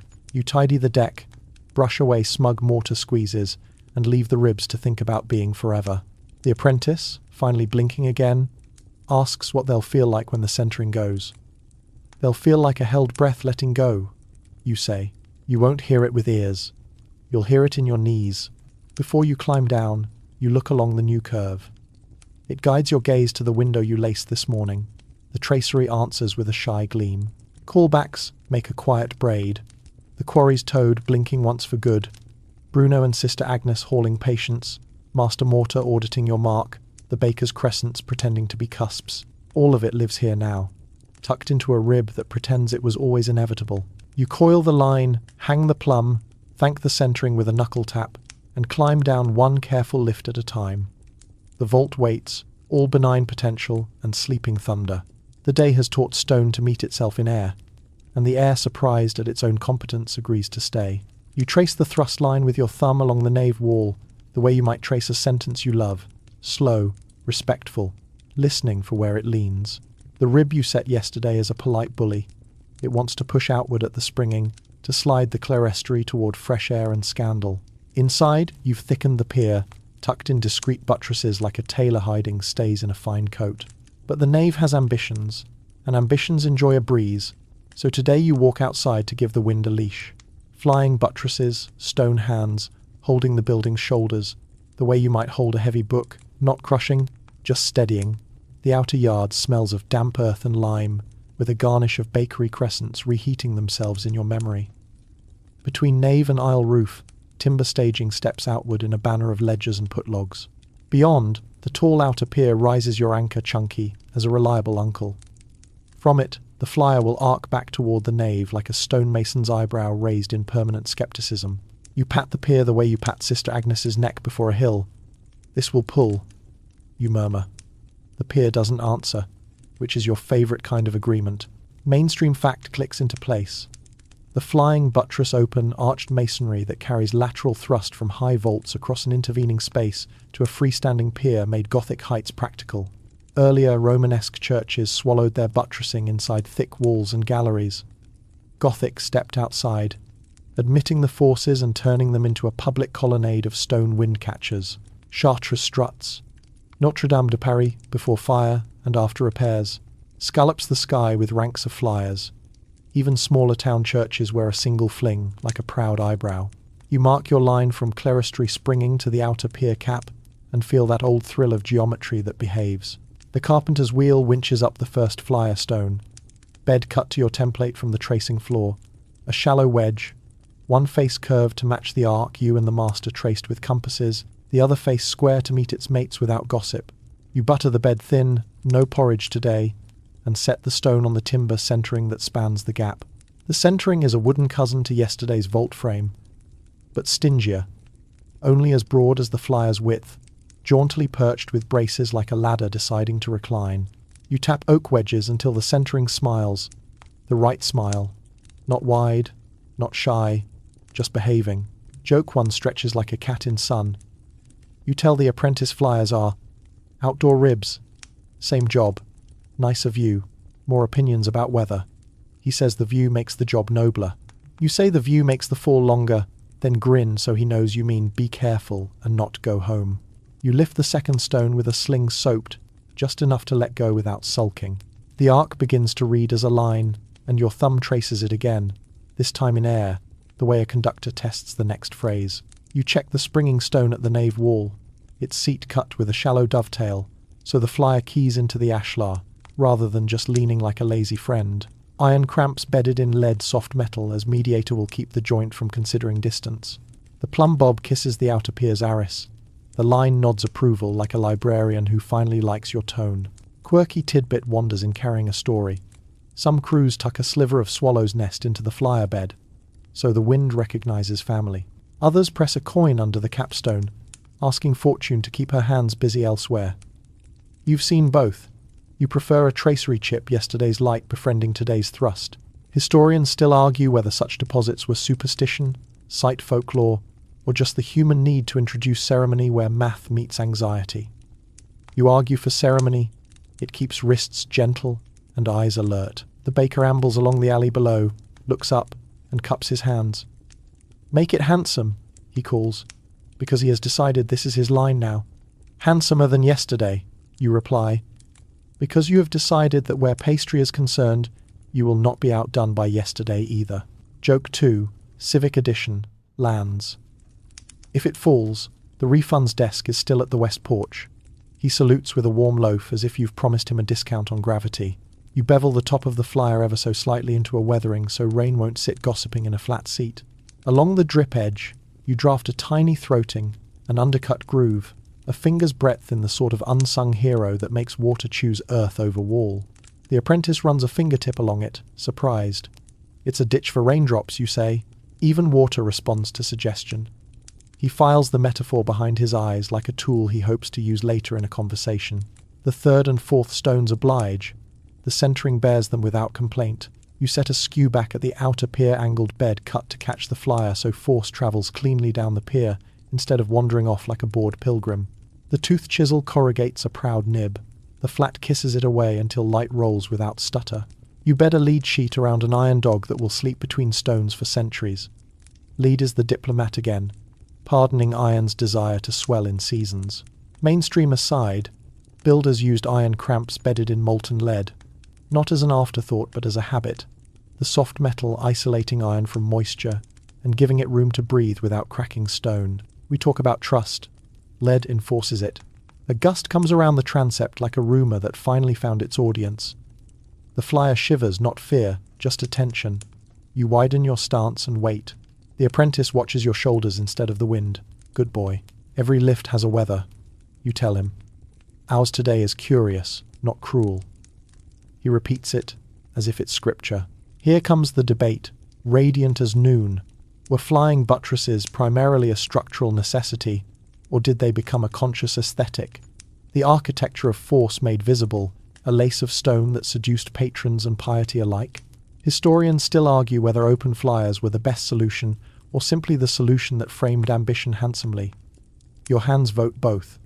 The flyer will take thrust whether or not anyone waxes lyrical, but the way it takes thrust a curve that reads like a drawn bow teaches the eye about balance without a single footnote. You introduce the fifth stone to its neighbours, with two little wriggles and a sigh. The curve is now undeniable, an eyebrow cocked over the nave. The carpenter, watching through a squint, mutters, "Sweet," under his breath, in the accent he reserves for tools that behave and pies that cooled properly. You set a temporary pin and hum the scale. Tap, tap, tap along the arris with your fingernail. The note descends modestly. The apprentice hears it and smiles like a child who caught a fish with a line made of luck. A gargoyle head, unfinished, toothless, looking like a dog who hasn't decided what joke to tell waits in the yard. It will perch at the buttress pier as a waterspout, flinging roof water out and away. Mainstream fact waves from the eaves. Gargoyles are not just comic relief. They are plumbing with personality, throwing runoff clear of the wall so far that, on a stormy day, they draw crowds and the occasional complaint about surprise baths. The carver, laying out the beast's brows with his point, swears he will make this one resemble the bishop's nephew, purely by accident, of course. You encourage him. Architecture needs accountability. Joke 3 slides in on the gargoyle's back. You tell the apprentice gargoyles also scare away leaks and lawyers. He laughs too loud. You look innocent too late. The carver snorts too knowingly, and the wind pretends not to hear. You butter the last bed for the first flyer, the arc complete from clerestory springing to outer pier cap. The pins sit, the cramps yawn into their lead baths and cool with small sighs. You step back and feel that quiet thunder again, this time carried through open air, a yes that rides your bones from ankle to jaw. The centering holds, proud. You lower one wedge the width of a breath. No complaint. Another breath. The joint lines stay married. You and the carpenter exchange the micro-nod that spends no luck allowed. Quirky sight habit. On this job, the master asks for a thumbprint in wet mortar on the underside of the flyer, a print no one will see after the centering leaves. He says it reminds the stone that hands taught it manners. You press your thumb. The apprentice presses his beside yours, and for a second you imagine some future roof mender finding the prints and calculating a story you would love to hear. You cap the outer pier with a weathered stone and bed, a socket for the flyer's tiny pinnacle, a weight that's more caprice than mass, but keeps water honest and birds slightly confused. A finial will perch there soon, pretending to be decoration while also covering joints like a good hat. The wind grazes your cheek. You feel the new stone redirect it, a hand-turned palm to the breeze. The knave stops, leaning out to gossip. It leans up instead, grateful like a reader whose thumb keeps the page open. The alley has grown quiet. Even the baker is busy indoors deciding how much sugar counts as piety. You coil the line, hang the plum, and brush your tools with that end-of-task tenderness that looks like vanity and is actually gratitude. You scratch your V-hook on the bed, face the mortar will kiss. Add the discreet dot today for wind well anchored, and press a tiny chip of yesterday's boss leaf beneath the cap. The apprentice catches you. You shrug. So the roof and the ribs keep talking. He nods, as if you've proposed a diplomatic treaty that costs nothing and saves everything. You leave the centering for tomorrow's second flyer. a twin that will make a phrase out of today's syllable. As you climb down, the curve glances at the vault you set yesterday. The vault glances back at the new curve. Both seem to approve. The city's noise returns. A cartwheel choosing a rut. A child reciting something with enthusiasm and poor accuracy. Master Mortar probably exacting a lunch tax at the lodge. Back at the base you look up. The flyer doesn't pose. It simply does the work, an arm reaching from pier to wall. A reminder that even air needs a spine. The wind tests it, then decides to be polite. Your thumb rests where your morning line began and finds nothing to correct. The book in your arms feels lighter, and the page stays open. The bell coughs noon across the yard, a round-bellied sound that drops tools more effectively than sermons. You ease the mallet down the respectful set, not the clatter, and feel your shoulders remember they have other hobbies besides geometry. Warm blocks make a bench. A coil of rope becomes a backrest. Your lunch emerges wrapped in a cloth that smells faintly of the morning's tracing dust, which is to say, honest. Rough bread, a knob of cheese that creaks when cut, an onion with opinions, and a stoppered flask of small ale that understands its job is humility, not heroics. Heat has soaked into the stones where the sun slid all morning. Sitting here is like leaning against a friendly oven that has decided to read quietly. The apprentice arrives late, baffled by the concept of time when food is involved, and collapses beside you with the kind of sigh normally reserved for retired kings. He produces a heel of bread and a dream. You split your cheese. He contributes salt. You both pretend this is a trade and not charity. Master Mortar appears as if summoned by the crinkle of cloth and sits with theatrical indifference, a comma waiting to be placed. You break a trout flake crumb from the cheese rind, and he accepts it like a tax. The baker's boy skitters past with a basket of Mason's crescents, already adopted as the site's official pastry for days that have been vertical. He has dust on his eyelashes and triumph in his walk. You trade 2 copper for 2 crescents, and tell him to put the change toward a new shrine to street moderation. Joke 1 meanders in. You bite and announce the pastry has better arises than you do. The apprentice snorts, then checks a nearby moulding, as if competitiveness could be applied to baked goods. Mainstream fact stretches its legs on the warm block. Midday at a medieval site was often the longest pause prime and tierce behind you. Sex chiming now, men breaking bread, where they stood or strolling to early houses that pretended to disapprove of lime dust on benches. Small ale, brewed weak, kept thirst and disease in separate rooms. Water alone earned suspicion when wells went sulky. You sip, grateful for the gentle barley truth. It loosens the dust from your throat but leaves your feet capable of acting like feet. The jug travels down the line of men like a pilgrim gathering stories. The carver complains he has been commissioned to carve a gargoyle that looks like a dog who lies. The carpenter swears his treadwheel has learned to creak only where the master can hear, out of respect for management. The glazier, leaning in the shade like a shard of blue, claims his new pot metal is so fine the sun will sign a contract. The smith watches everyone's hands with the calm of a man who knows all our tools visit his fire eventually. Joke 2 wanders by on the glazier's boast. You suggest the son has a lawyer. The yard groans. The yard agrees. You cut the onion, its personality introduces itself to the company without needing a herald, and crush it into the bread, cheese, and a pinch of salt. The apprentice eyes your knife and says, "That's not a chisel." Whether the devil objects to spices or not, caraway, like superstition, performs its work gently. Historians still argue whether such foodish charms mattered to stamina, or merely fed the mind's habit of bargaining with effort. Your stomach votes for all herbs on principle. The apprentice asks, between sincere bites, how long the day's work will take to stand forever.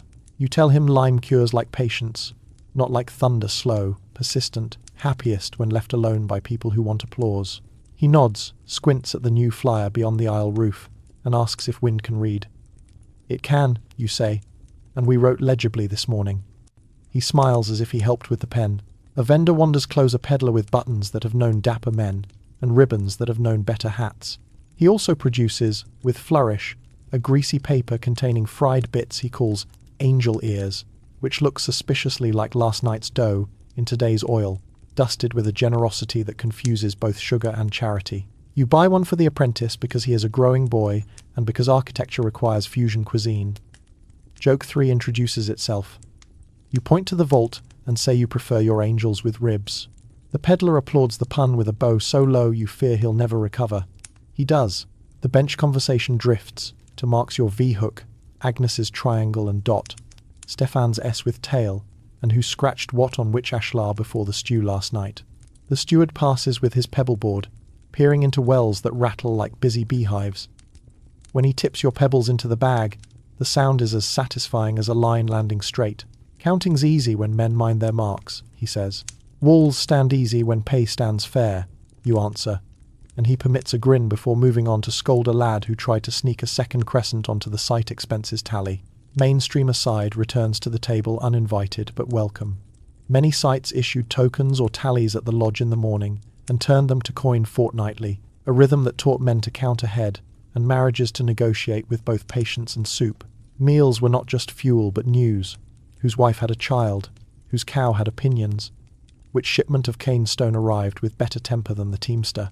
You tear the bread and pass a piece to the carter who brought Bruno and Sister Agnes this far down the story.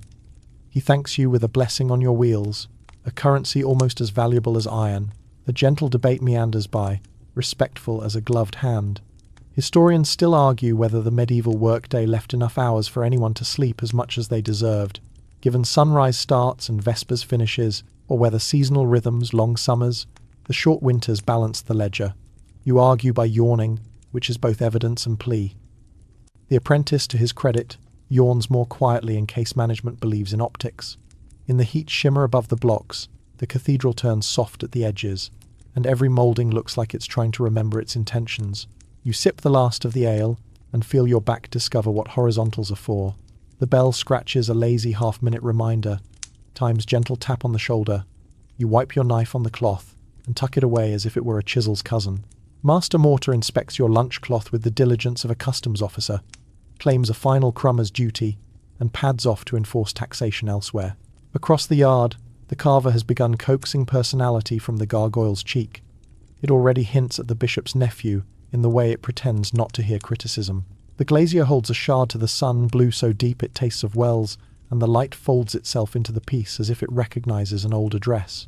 The carpenter tightens a wedge on the flyer, centering with 2 taps that sound like a promise, said twice to make it stick.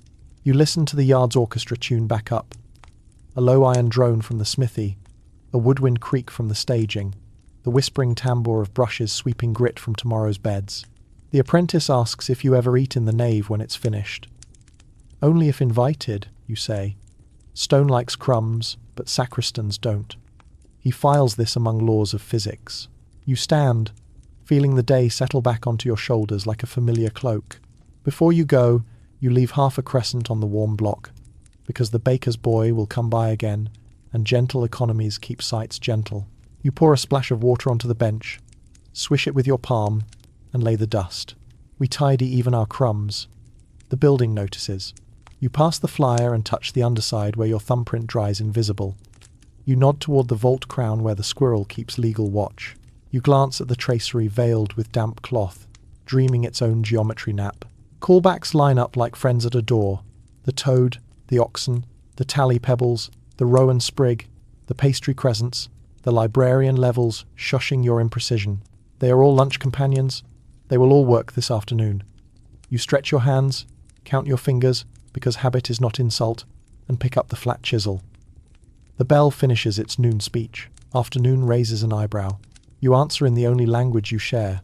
You dust your palms, set the lunch cloth back in your pouch, and feel the afternoon gather itself like a choir clearing throats. The bench is where you left it, the ashlar waiting with decent patience, the damp cloth over the tracery cooling its temper like a singer holding a long rest. You return to rhythm the way feet return to a favourite path, no ceremony, just the first step. The sharpening wheel blinks at you from its tub, a little moon in water.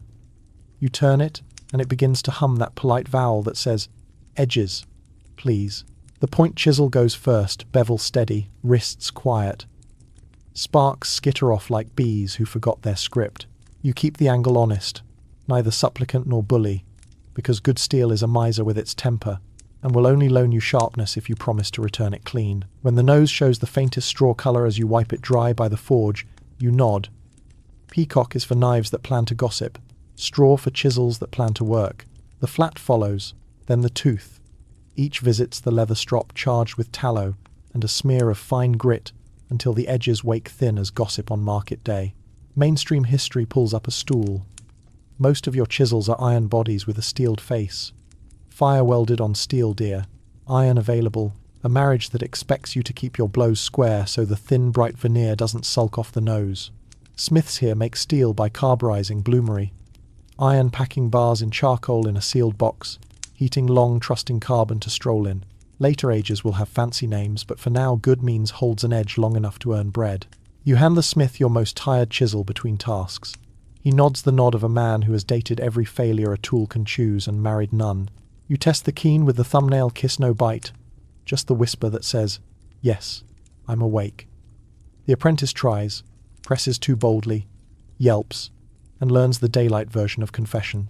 You smile, then lay out the ritual he must memorize the way sailors memorize knots. Wheel, water, light, strop, test, return to wheel, only if you must. A chisel sharpened too often is a sermon too long, you say. He squints as it lodges. You add, "It's also a chisel too short," and he laughs, measuring the distance between joke and lesson with his eyes. You take up the tooth and find the beat. Tap, breathe, tap, step, tap. The mallet rebounds, your wrist rides the return, and your elbow minds its own business. Dust lifts like a quiet weather.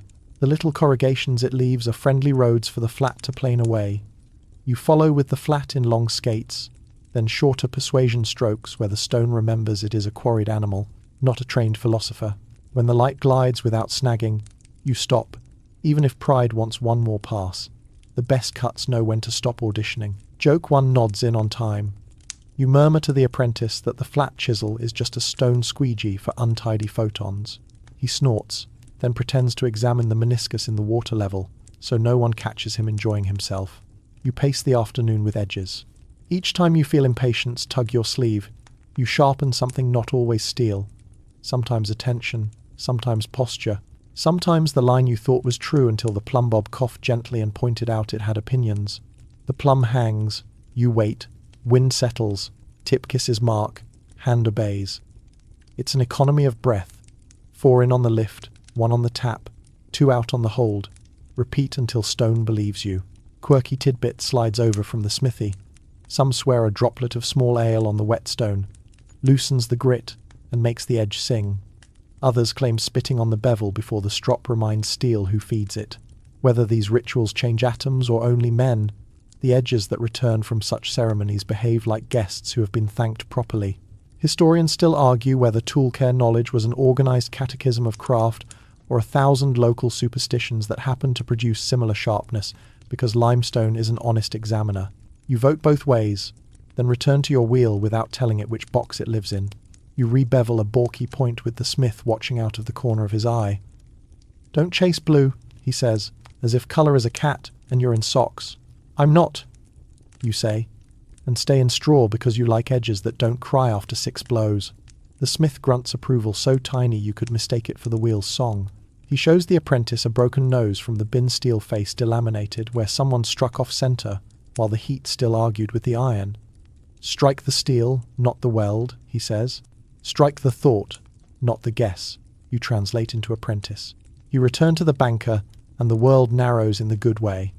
The flat finds its air, the tooth finds its rhythm, the bolster adjudicates. You strop between tasks, not for vanity, but because it's cheaper than repentance. The apprentice asks if stropping on your boot works. You demonstrate yes, if leather is clean and the grit is gentle. No, if you enjoy pebbled patina on your edge. Joke 2 saunters up. You tell him your boot gives earthy notes like a wine, and the edge prefers stone forward with a clean finish. He laughs into his sleeve, then repeats stone forward, as if he'll use it later to impress a glazier. You lay a faint break iris on a pier face no razor corners where robes will brush for centuries. A hair's width chamfer saves both fabric and pride. You've learned that invisible kindness is a category buildings, remember, even if people don't. The water level hushes you twice. You obey twice. The third time it approves without speaking, which is the compliment you chase in all instruments and most people. Mainstream aside trots back in. Tool steel trade travelled, Spanish and Central European bars fetched a price. Local smiths welded and tempered. Some sites kept favoured ores for edges that face stubborn stones. A century from now, Swedish ore grounds will be all the rage. For now, your world is bloomery bar, charcoal box, and a smith who reads colour like you read chalk. Historians still argue whether the quality we praise in surviving work is the material advantage of a few sites or the stubborn technique of many hands with merely adequate steel. Your bench says, stubborn technique travels faster. The apprentice drifts towards speed. Young wrists enjoy sprinting. You tap his knuckles lightly with the flat's handle. Pace is a setting out line, you say. Draw it once, cut along it all day. He nods, reins himself, discovers the joy of not fixing what you broke by hurrying to be proud. You watch him find a breath that matches the mallet's rebound. A swallow threads the nave, writes a quick approval, and is gone. Quirky workshop habit. You chalk 3 dots on the bench when you mean to resharpen after a third pass. Each pass, 1 dot smudged. It keeps pride from insisting you do just one more when the flat is starting to skate on dullness. You show the apprentice the trick. He copies it, then adds a little triangle like Agnes's mark beside the last dot. His private, no cheating flourish. You approve. The steward passes with a glance at your stack, and your marks V-hook with a dot glow from hidden faces like polite candles at a feast where everyone knows who cooked. Debate arrives with the afternoon light lengthening. Did masons calibrate edge angles with a theory this many degrees for Caen, that many for Barnack, or did they learn by a grammar of wrists and whetstones, a language spoke through bevel facings rather than numbers? Historians still argue whether an angle culture existed, or whether good enough to keep singing was the only test. Your edges live at a tilt that your thumb, not your tongue, can name. You let the argument take the long way home. Joke 3 stops by the strop. You tell the apprentice that if he ever hears a chisel brag it can cut granite like butter, he should introduce it to granite and butter and watch which one bends first. He grins, holds up the tooth, and asks if this one may brag about limestone. It may whisper, you say. Bragging makes edges shy. By late afternoon, your bench looks like a tidy snowfield. You blow a slow breath. Dust lifts and hangs in a sunshaft like a private aurora. The tracery under its damp cloth gets a ceremonial peak and a new kiss of moisture. The arisers gleam without opinion. The flyer beyond the aisle hunkers down to its duty, its underthroat shadow sharp where you cut the throating earlier. The vault, still on centering, hums to itself in timber notes you've learned to hear as reassurance rather than threat. You return the worst-behaved chisel to the smith with a thin grin. He lifts it, scrolls it in the air like a quill, then promises a fresh face by compline. You promise him a crescent on your way back past the bakery. This is the economy. Lime to stone, steel to edge, bread to hand to line to light, light to glass, glass to prayer, prayer back to lime in rain circles that don't insist on being noticed to work. You coil your line and hang the plumb so the cone can finish its sermon without you. The apprentice wipes the bench with a damp cloth as if tucking in a child. Master Mortar saunters by, inspects, declares the strop his property with one decisive sit, and sheds a single hair that will certainly find a joint and achieve immortality. You thank him for supervising quality control. You pace your blows one last time, tap float until the face says enough. The wheel sighs as it stops, the water level dozes, the strop smells faintly of tallow and effort. Edges are ready for tomorrow. So are you, scraped clean inside by the rhythm, burnished by the steady refusal of stone to be impressed by anything except patience. You pause at a jamstone where sun slides along the arris and reveals a faint circle within a circle, pricked by a compass so lightly it almost refuses to exist unless the light insists. You wet your thumb and the lines darken, a ghost learning to speak. Not your work, not anyone's you can name. The circle wears a little 6-petaled daisy inside what the old lads call a hexafoil, or daisy wheel, or sun, depending on whether the speaker is feeling botanical, astronomical, or poetic before lunch. You tilt your head. The mark sits where 2 worlds touch threshold between nave and wind, exactly the sort of place a careful soul might tuck a quiet insurance policy. You've noticed them for years, these side conversations in stone, stars scratched near doorposts, circles by stairwell entries, little burn kisses in ribs that look like candle scorch but sit too regular to be accident. You run a fingernail along the daisy's groove. The line is shallow, honest, drawn by a compass that knew how to whisper. The apprentice leans in. Is that a mason's mark? No, you say. That's a ward someone asking the world to mind its manners. His eyebrows climb like scaffolding. Mainstream fact lays a hand on the threshold. Across churches, barns, and manor houses, People left apotropaic marks, protective signs at liminal spots, circles with petals, interlacing lines, Marian monograms of double V for Virgo Virginum, ritual burn marks, and star scratches thought to keep mischief out. They lived beside builders' signatures but did a different job, less counting, more guarding. You've seen a daisy wheel tucked under a sill where shoes scuff it smoother every year. You've seen VV stitched by a door latch where hands always go first, as if the letter itself were a latch's better memory. You fetch your compass, and with the quiet of a man borrowing a prayer, strike a trial circle on a scrap block, step the points around. 1 petal, 2, 3, 6. The geometry behaving like a hymn that knows all its verses. The apprentice watches the petals arrive with the same bewildered smile he had when the webstone first behaved thin without feeling weak. "It's just circles," he says. "It's just circles," you say, and the way he repeats it suggests just has resigned from the sentence. Quirky tidbit wanders over grinning.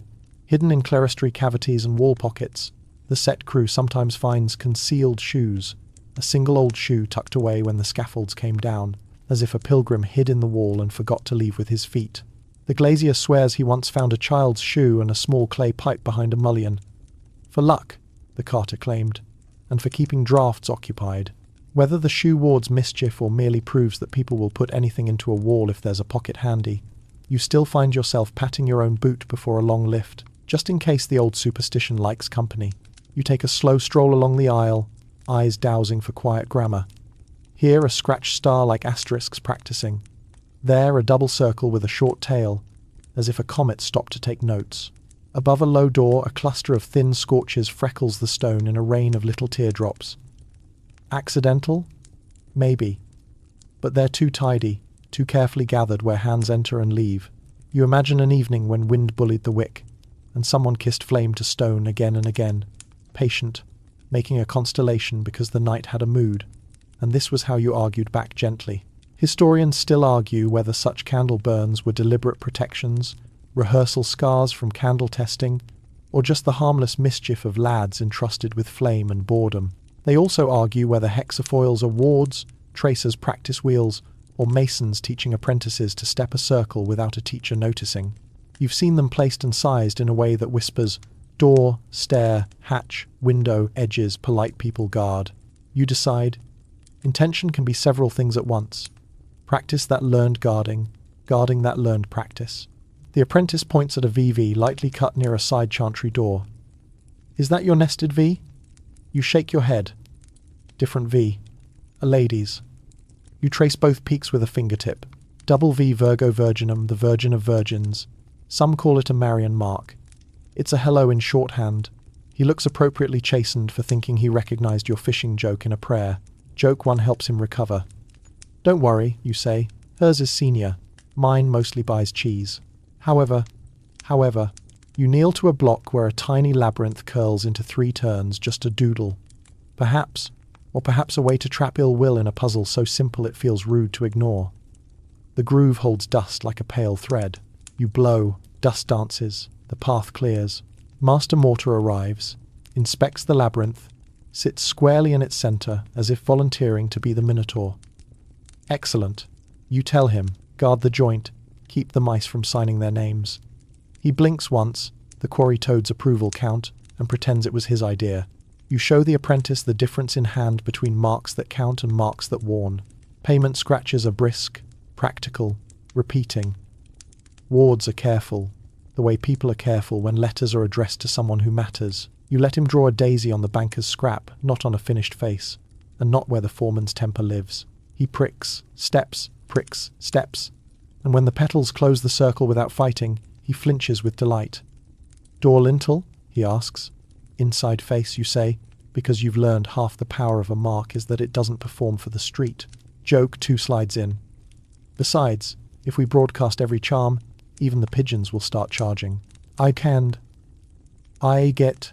Mainstream aside settles on the plank. Some cathedrals and parish churches preserve rich fields of these signs.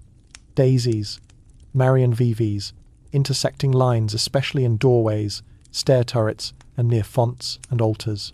Antiquarians collect rubbings like leaf presses, portfolios of quiet wheels and clustered scorch, each captioned with a doorway's mood. A few guild halls wear them like jewellery around entries, where money stepped too briskly for comfort. The same instinct shows up in ships, compass flowers graven near hatchways, little stars near the binnacle, proof that people carry their geometry prayers wherever things creak. A debate climbs your ladder with its spectacles on. Are these wards mostly medieval, or did many of them bloom later, in the early modern itch for protection during plagues, bad harvests, and neighbourly suspicions with sharp teeth? Historians still argue whether we misstate hope when we find it shallow cut, and whether some of the witch marks under hearths and stairs belong as much to grandmothers with good memory as to masons with good compasses. You stroke the daisy's petal. Age lives in edges, and soot more than in romance. You decide to like them all, wherever they came from. They vote for safety, and you are in that party. You pass the boss you set at the crown and feel the squirrel solemn now that lunch is behind you, keeping watch with acorn-eyed diplomacy. On the ribs underside, where no one looks, you scratched a little circle yesterday, a signature that wasn't a signature light crossed by lighter. Not to claim, just a companion. The apprentice asks if that too is a ward. Maybe, you say. Maybe it's just me admitting I hope for good weather. He nods as if hope for good weather is a theology he can get behind. Quirky sight habit returns with a grin. The carter ties a rowan sprig to the hoist rope again, and the rope, either flattered or indifferent, runs sweet. The baker's boy, recruited as messenger, wants to draw a star on the underside of the crescent pastries now. For luck, he says. You warn him that stars make crumbs look like math, and people will start dividing them unfairly. Joke 3 earns its keep. We'll need a steward for sugar.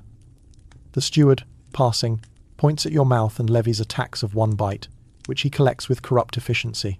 You kneel at the north porch threshold and, with the care you give a plumb line and a prayer, walk your compass around once, just once, striking a daisy that fits under the rebated weathering like a word tucked behind a tooth. You do not sign it with your V-hook. You do not announce it to the scribe. You just breathe a small promise into the groove. Keep draft and trouble polite. The apprentice watches, says nothing, and stores the gesture somewhere near his own heartbeat. Historians still argue whether men like you were the ones who made these, or whether parish folk borrowed your tools after Compline and did the work themselves, giggling like thieves and praying like saints. You could settle the question by claiming authorship. You don't. The best marks are the ones a whole town keeps with its eyes and hands, without needing to know whose wrist began them. Evening edges in, shadows grow ribs, the flyer's underthroat sharpens. You touch the daisy you made, then touch the older one that taught you where to place it. 2 circles, 2 moments, same door. The knave sighs as light softens. The swallow writes its practiced S in a dusk that has learned to be kind to stone. You coil your line, hang the plum, the cone's sermon, now a lullaby, and feel the strange, easy peace that follows small, careful acts. You step back to the yard, and everything clicks into its accents. The oxen's slow grammar on the road, the quarry's toad blinking once for yes, Master Mortar filing his supervisory report in hair, the steward counting pebbles like blessings, the baker sugaring cusps into crescents, the rowan flirting with wind, the squirrel boss pretending not to enjoy attention. All of it lives in these wards and whispers, little mysteries at the edges that say, we build with hands but also with hope, and both deserve marks. You tell your hands the day has 1 more sentence, and they believe you. The light has thinned to honey, thick, slow, inclined to kindness, and the facade has begun its evening trick of turning to velvet, where shadow and stone agree to be generous. The ashlar on your banker is modest, not heroic, the kind of block that will live behind a moulding and hold the world together without demanding applause. You chalk a last faint line, not because you don't trust your eye, but because habit is a friend you invite even when the party is small. The apprentice brings the gin-pole rope with the ceremony of a squire presenting a lance. You nod, test the line, and give the soaped sling a practical smear so it will let go at the right moment instead of sulking like last week. The tooth chisel makes its final corrugations. The flat smooths them into quiet, and the bolster judges an aris with 1 satisfied clack. You pounce the tiniest ghost of your template, a whisper of overlow and quirk, because even a hidden face deserves instructions it can keep. The stone cools under your palm, ready. You tell the air, and the air says nothing, which is consent. Below, the yard exudes evening. The smith has set his last bar in the slack tub. Steam rises like a retiring bishop. The glazier walks a shard of yellow through the light, and grins when the sun agrees to sign. The baker's boy, off duty and sticky with victory, chases a dog who has opinions about pastry. Master Mortar does an inspection lap at a speed that suggests there are no emergencies, only opportunities to sit on someone's cloak. The steward rattles his pebbleboard once for punctuation. You smile into your sleeve. Even accounting has found its lullaby. You and the apprentice guide the last ashlar onto the hook. The rope hums its good baritone, the sheave clears its throat, and the block rises like a thought that chose to be patient. At the platform, you turn your shoulder into the swing, tame the pendulum, and ease the stone toward its address. Bedding mortar waits a skim, not a stew, and you comb it with your trowel the way a careful father combs a child's hair. Not for show, for neatness, where no one will see. The water level, your quiet librarian, hushes you toward true. You obey. Mainstream fact drifts up with the evening cool. End-of-day setting had its own etiquette on many sites. No ambitious lifts once the light could lie, no joints left unpointed to invite weather to gossip, tools stowed keen and dry so dawn wouldn't have to forgive you. You press the ashlar into its bed and feel that favourite second the joint closes. The mortar squeezes like a shy smile, and the stone agrees to stay. The apprentice watches your fingers, not your face, which means he's learning where truth lives. You slip an oak slip where the centering wants a whisper more persuasion, tap it home, and listen for the pitchwood telling stone, stone telling wood, both telling you. The plumb bob nods once, a small bow that feels like applause from a very strict audience. You brush the joint with a damp whisk, teasing the mortar into a neat arris that will shed rain like a duck that studied hydraulics. Joke one shows up on cue. You tell the apprentice this is the part where you comb the beard, which is why the building always looks well-groomed at Vespers. He snorts and tries not to smile where the carver might see him. You take the jointing iron and dress the vertical, then the bed first would smudge the vertical. Vertical first kisses the bed without offence. Little rules, big piece. The tooth chisel makes a last, light pass where a proud grain wants to boast under tomorrow's plaster. You reduce the boast to firm modesty. You give the face a literal brush off lime dust. Be gone, and the evening turns the stone to velvet as if rewarding good manners. Quirky Tidbit sidles in with a grin. Some crews keep a day's end broom with bristles half-ashed from old forge fires, for luck and sharp corners, the lads claim. Swearing the ash persuades dust to leave politely. You've used it. It works exactly as well as any broom wielded by patients. Historians still argue whether end-of-day rituals, special brooms, last stone songs, a thumbprint on the underside mattered to quality, or simply kept minds attentive when fatigue might otherwise volunteer to help. Your muscles vote for ritual, your joints file a supporting brief. You scratch your V-hook on the hidden arris 2 strokes and a flick, then add the discreet dot for inventory. Thanks, and the private superstition you never call by name. The apprentice asks if last stones get special marks. No, you say. They get special attention. He nods as if you've taught him a new tense, the perfect particular. A debate climbs the scaffold with the evening breeze. Did sites aim to close a course at day's end, locking stones so green mortar wouldn't be tempted to creep, or did they leave deliberate gaps to relieve overnight strain? Historians still argue whether day's work joints can be traced like rings in a tree, or whether our desire to read tidy endings into walls is a romance the stones don't share. You've done both closed when curve and light allowed, left a gentle stop when scent said pause. Tonight the joint closes like a door that learned courtesy. You step back to admire exactly nothing flashy. A line that minds its business. A face that won't snag a shadow into sulking. A bed that will carry tomorrow without needing an apology. Joke, too, tilts its hat. You tell the apprentice you're aiming for, boringly correct, the highest compliment stone ever gives. He repeats it reverently. Because being boring is hard when you're 20, and the wind keeps inventing friends. The bell in the close quotes Vespers, not loudly, just enough to remind wrists that they have other plans. You wash the jointing iron in the pail. The water turns the colour of arguments you didn't have to have. You hand the apprentice the whisk. He dusts the face with a gravitas that makes you want to laugh and doesn't let you. On the flyer's underthroat, the rowan sprig on the rope has crisped to a shadow. You untie it and tuck it into your pouch where dead charms keep company with live habits. Below, the gargoyle's features have grown another decision. The carver holds it to the last light and pretends not to see the bishop's nephew in its eyebrows. The vault centering breathes in timber vowels. Tomorrow you'll teach it to nap elsewhere.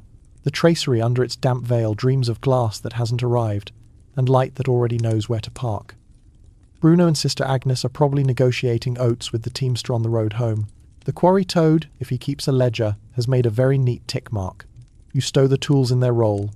Point, tooth, flat, bolster, square, straight edge, plumb, line. The strop gets a last affectionate swipe. Edge kindness is future kindness. Joke 3 arrives with the tool count. You mutter. If anything's missing, it's because Master Mortar promoted it. The cat, as if summoned, appears, sits on the roll, and declares amnesty for all tools currently beneath him. Mainstream fact slips its last note into the evening. Many facades preserve faint brush marks, chisel textures, and even mason's combing lines visible only at sunset, the hour when light grazes and truth doesn't need to shout. You stand in that hour now. A soft rake of sun exposes the gentle toothing you left to key plaster, the crisp break arris you kissed into existence for robes and rain, the honest plane that will likely vanish behind a later skin, but will still teach the wall how to stand. You chalk a gossamer line on tomorrow's first face, just a guide, a promise written in powder. The apprentice watches the dust hang and fall like slow snow. So we don't lose our place in the story, you say. He nods, then yawns the yawn that settles debates about bedtime. You coil the line, hang the plum so its cone can finish the sermon without you, and lay your palm flat on the day's last stone. It's cool, settled, inclined to keep its word. The facade has gone to velvet, yes, but it has also gone to memory, the kind that lives in wrists and rope scars, in pebbles counted, in pastry sugar mistaken for dust, in a rowan sprig pressed flat, in a cat's hair that will become a footnote in a joint. You climb down, each rung a small goodbye and a smaller promise. Tomorrow waits in chalk, tonight waits in bread and quiet. You take up the broom with the affection reserved for tools that don't pretend to be dramatic. Its bristles whisper across the banker, herding lime dust into a neat, obedient cloud that settles in the pan like a small, well-mannered weatherfront. The apprentice follows with the damp cloth, wiping faces you touched today, tracery veiled again, arises petted smooth. The flyer's underthroat checked with the reverence one gives to a sleeping hound. You lift shims, collect pegs, and tuck each wedge into the canvas. Roll the carpenter stitched from an old sail, its seams telling sea stories to landlocked timber. Tools queue for inspection. Point, tooth, flat, bolster, square, straight edge, plumb, line, each returned with the same care you asked of them. The leather strop gets a last unhurried pass, edge laid down like a thought you want to wake to in the morning already finished with breakfast. Mallet handles get a thumb of oil, the daylight's last kindness, and the plumb bob, still and priestly, is lowered into its pouch as if even gravity deserves a blanket. You score a tiny tick on the slate that lives above your bench. Today's stones, today's ribs, today's flyer, and the steward's pebbleboard answers with a dry rattle that says tomorrow's pay won't need to argue with memory. Mainstream fact tidies itself alongside you. On many sites the day closed with the lodge bell and a kind of curfew. The city's evening bell and tools were stowed under lock, guild ordinances frowning on edges left to rust, and apprentices left to invent entertainment with chisels. Work ended when light became unreliable. Compline and candles belong to prayers and kitchens, not to scaffolds whose knots have opinions. You watch the sun finish signing its name on the facade in long slant strokes that make tooth marks confess and break arises glow like thin threads. The apprentice fetches a small tub. Together you fold damp cloths over the morning's window so the night won't crisp the edges into mischief. The vault centering gets a last polite tap, wedges true, braces content, the timber smile steady enough to dream. You lay a palm on the boss and feel the squirrel keeping his absurd earnest watch. Down on the buttress pier, the gargoyle's cheek still toothless pretends dignity and almost succeeds. The rowan sprig rides in your pouch, pressed flat now between tally scraps, charm converted to keepsake. Master Mortar arrives, announces an audit, sits on your tool roll, and declares everything compliant after collecting a very small bribe shaped like a cheese crumb. Joke 1 paces itself. You tell the apprentice the cat is the site's night watch and accepts payment only in dairy futures.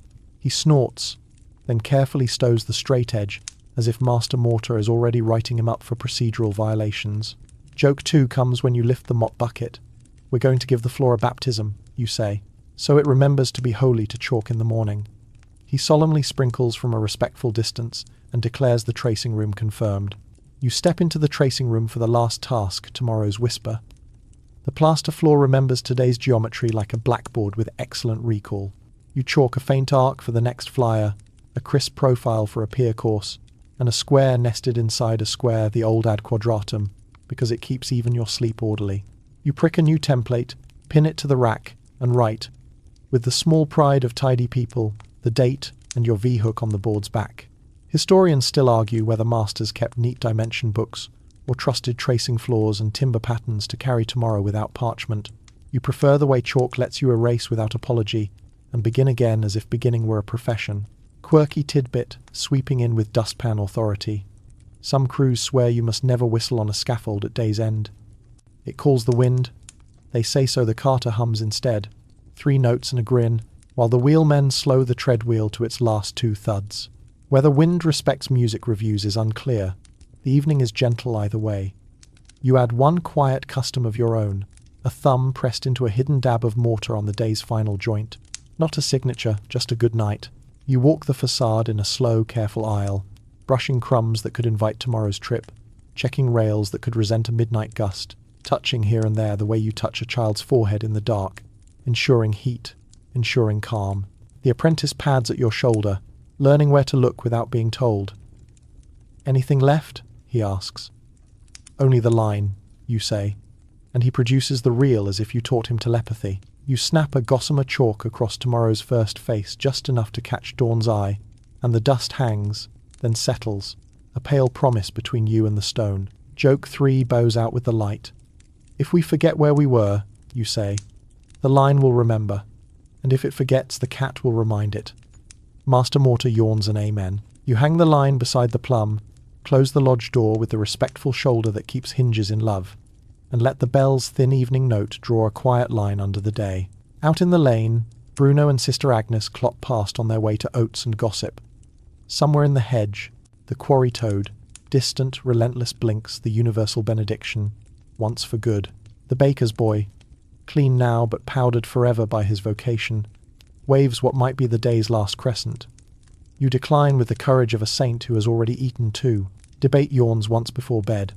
Were day's end sweeps and chalk promises fixed ritual across sites, or simply the private culture of careful lodgers? Historians still argue whether consistency came from guild statutes or from the stubborn preferences of masters who liked sleeping. You vote for sleep. You signed the day with your mark. You left the faint guide for morning hands, your own included, to follow. The stone, finally, looks less like a task and more like a room the night can borrow. You step away from the wall and let the whole cathedral soften at the edges, like a charcoal drawing breathed on until lines blur and shadows turn to velvet. The tools are stowed. The chalk has said its last quiet word. The plum rests, a small cone asleep in its pouch. You take the long breath you save for this hour, the one that finds every rib, every shoulder, and smooths them like water finding a shore. In your ear the yard is a hush of friendly endings, the smith's slack tub giving one last sigh, the baker's door ticking as it settles, the treadwheel's drum creaking to stillness, wood remembering it can be tree again. Far above, a swallow traces a slow, drowsy S and disappears into the blue that's folding itself into slate. You imagine the boss at the vault crown keeping small, patient company with the night, the squirrel calm now, the leaves listening. You walk, unhurried, along the scaffolds that have learned your step. Boards no longer test you, they simply carry you, the way a lullaby carries the last thoughts of the day. A faint breeze lifts and lowers a loose corner of the damp cloth over the tracery, as gently as a mother adjusts a blanket. You smooth it once, and it stays. The flyer beyond the aisle gives a quiet, satisfied silence, the silence of work finished enough to stop speaking. When you close your eyes, it all stays with you without asking. The cool weight of stone under your palm, the polite nod of the plum, the small thunder of a joint settling, the taste of dust sweetened by a baker's crescent, the rowan's green-tucked safe, the lodge cat's soft punctuation. Even the toad's single blink finds its place, an odd, good luck in a long line of careful choices. Let your breath match the day's gentleness now, slow in, slower out. Feel your thoughts smooth their own arises, sharp corners turned kindly round. Whatever work remains will wait exactly where you left the line. The night keeps the sight. The walls keep their promises. You can lay everything down.